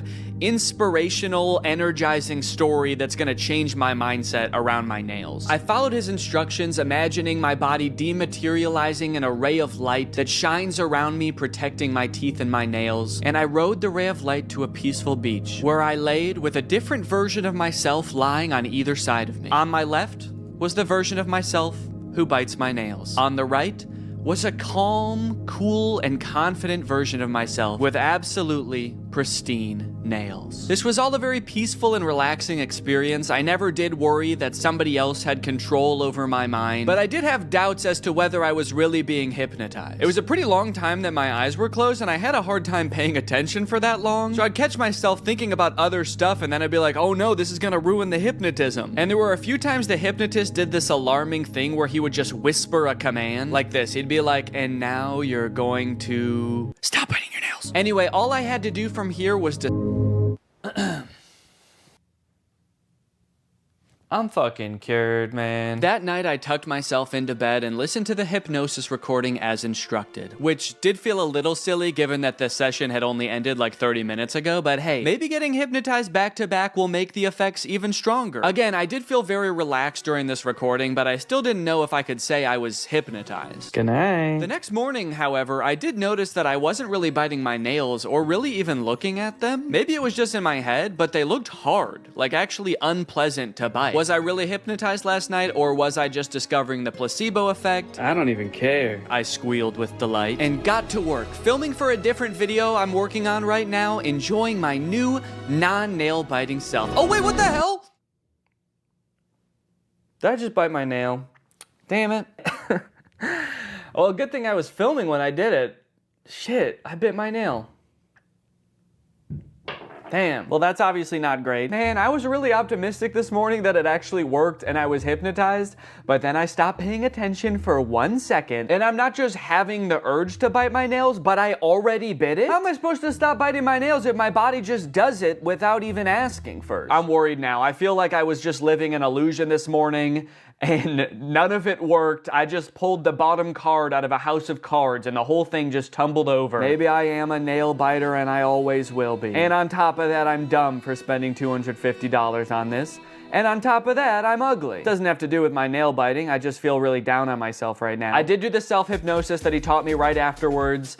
Again, still not exactly sure that that's hypnotizing me. I'm gonna continue doing everything I was supposed to do, listening to the recording, doing the self-hypnosis as needed, and meditating, and hopefully this was just a glitch, and everything's gonna be fine. To my surprise, something did seem to change after this. The next few days, I did have a few instances where I lifted my hand to my mouth just out of muscle memory, but I caught myself right away, and after day 4, I wasn't doing it at all. I was listening to the recording every night, following the hypnotist's advice, and taking good care of my nails, and they were actually almost starting to look normal. I had my second session with the hypnotist, which ran me another $200. Luckily, this portion of the video is sponsored by SoFi, who's here to keep us all on top of our finances. The hypnotist checked in on my progress. He said I was doing great, in fact, better than most people he works with at this stage, which I don't know if that's necessarily a good sign. During the hypnotism, I had trouble concentrating again. I guess I just couldn't stop thinking about how SoFi is the ultimate finance app that helps you bank, borrow, and invest all in one place. Not to mention, they've just launched SoFi Plus, America's most rewarding financial membership, all in one app. This time, the hypnotist led me through a story where I was attending a meditation retreat led by the Dalai Lama in Central Park.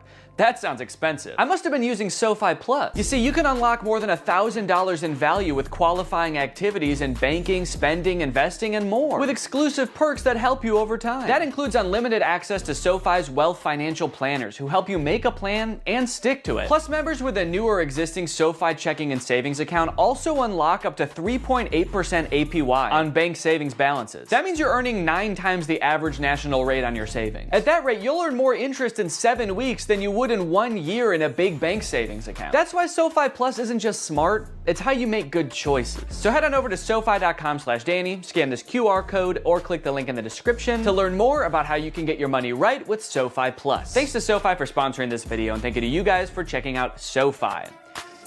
After 7 days, I was doing so well, I decided I could stop meditating and listening to the recording every night. I mean, it kind of seemed like I was done biting my nails. Surely I didn't even need those anymore, right? You guys, it's been 30 days and I haven't bitten my nails once since that first time. Peekaboo!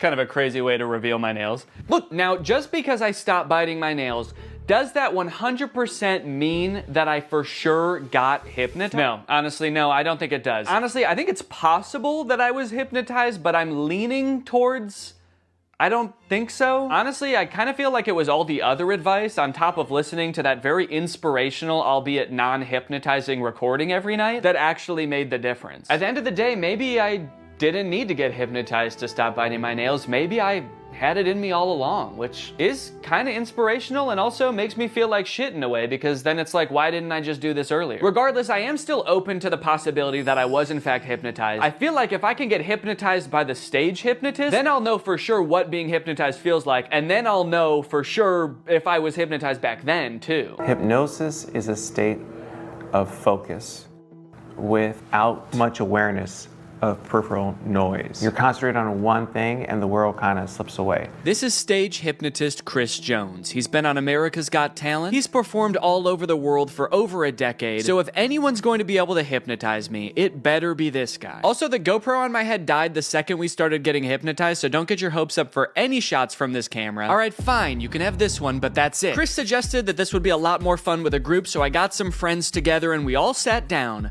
for a night of hypnotism. I want to know your opinions, and don't worry about hurting my feelings at all. I want to know if you think hypnosis is real, shenanigans, you need more evidence. Yeah, I believe it's real. I'm definitely, I don't like saying this in front of you, like a harder wall for myself, because I feel like that's a challenge and that makes me like kind of uncomfortable. Yeah, I would say I think it is probably real sometimes. I think in general I'm pretty skeptical of like supernatural stuff, but I don't know, I really do kind of believe hypnotism. I really want to be hypnotized, but I feel like maybe it won't work on me. But I hope it does. Before we got started, Chris allowed some time for us to ask him questions about what was about to happen. Like whether all of us would get hypnotized or just some of us. I've done this in 50 states and 10 countries. I can hypnotize 25% of any given audience. So 1 or 2 people are gonna get hypnotized today. And it might be the camera person. I don't know. I really, honest to goodness, don't know. We also asked if he could tell if someone was really hypnotized or just faking it. When your head is up,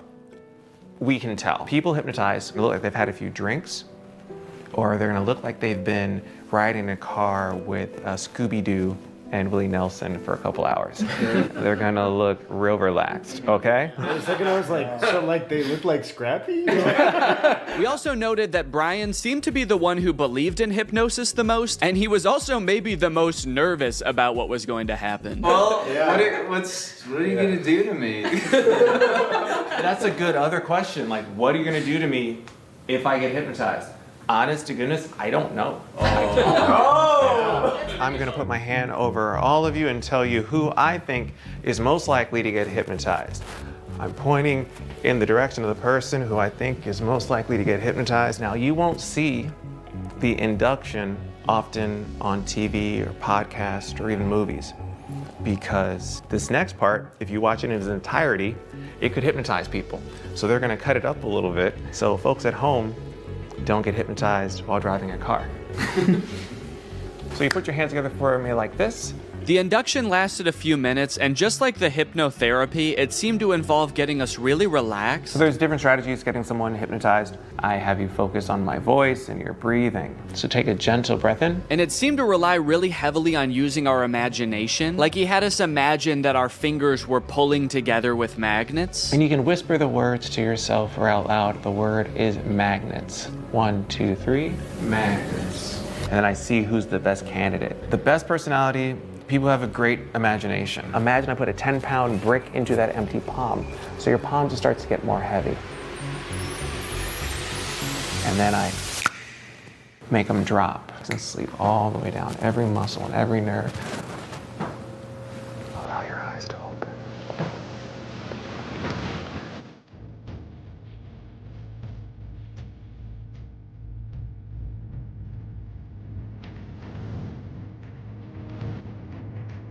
Take another deep breath in, slowly, gently, 1, 2, and 3, eyes open. Yes, so we understand. You can see like a before and after, and you see their faces getting a little bit of that drunky or like stony look to them. Brian, of course, yeah, what's happening? What are you feeling? Tell us your wife, because you are a great candidate for hypnosis. I can totally tell. You are there. Danny's there as well. I just want you all to interact in a moment, but what are you feeling right now?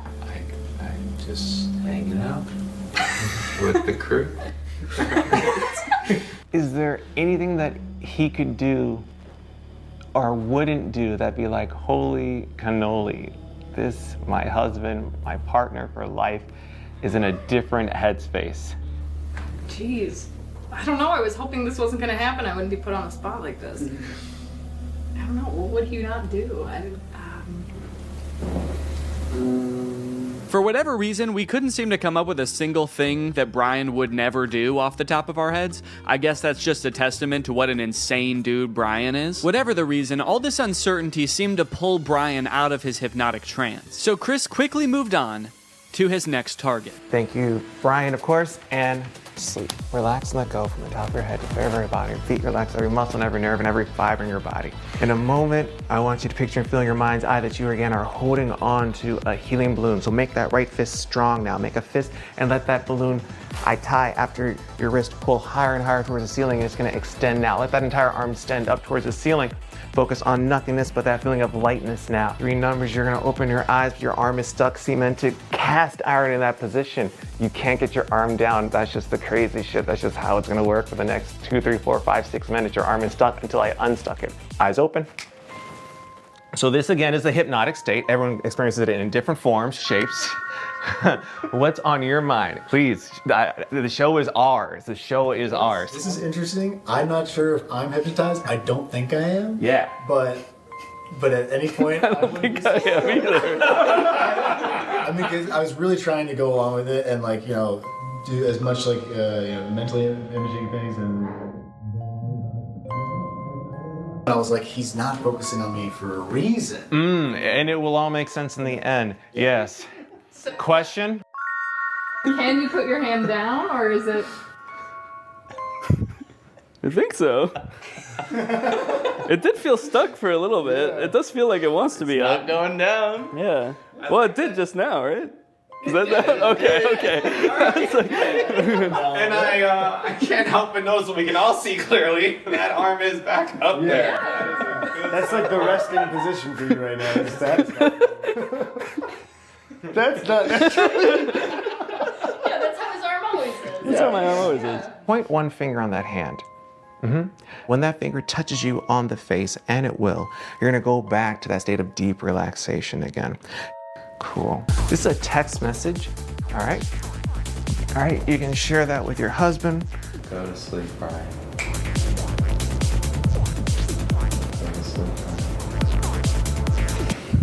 Great. Sometimes you get some folks. Okay,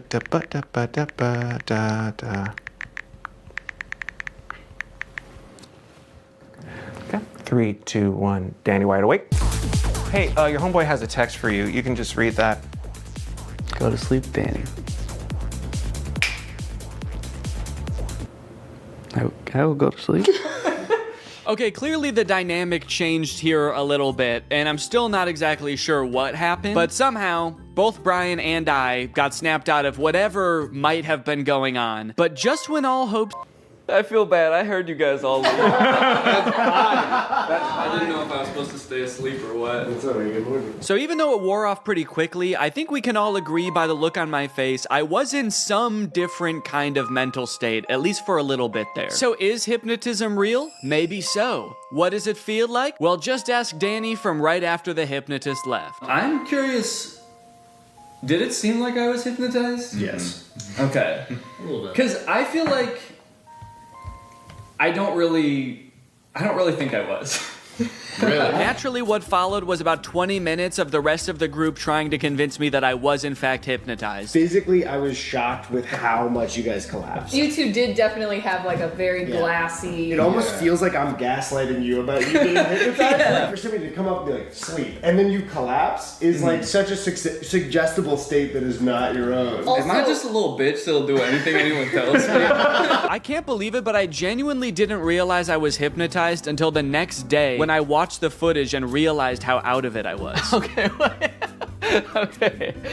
No, maybe I see a little bit of what he was talking about there. I do look a little bit out of it, actually. I guess in the end, hypnotism is real, but it doesn't feel at all how I thought it would. It kind of just felt like I was very relaxed, maybe even a little bit tipsy or like dazed. It honestly felt kind of good, and I think you can tell I was a little extra giggly. Hey, look, it says all those things on Google too. That's crazy. I didn't have to make this video at all. Now that I know what it's supposed to feel like, I guess I could say it's possible that I really did get hypnotized to stop biting my nails too. I just didn't understand what it was supposed to feel like. But I still don't know that I recommend it for the $450 I ended up paying, especially when there's a bunch of free hypnosis sessions on YouTube you could probably just try. Damn, I can't believe I'll never bite my nails again. Thanks for watching, guys.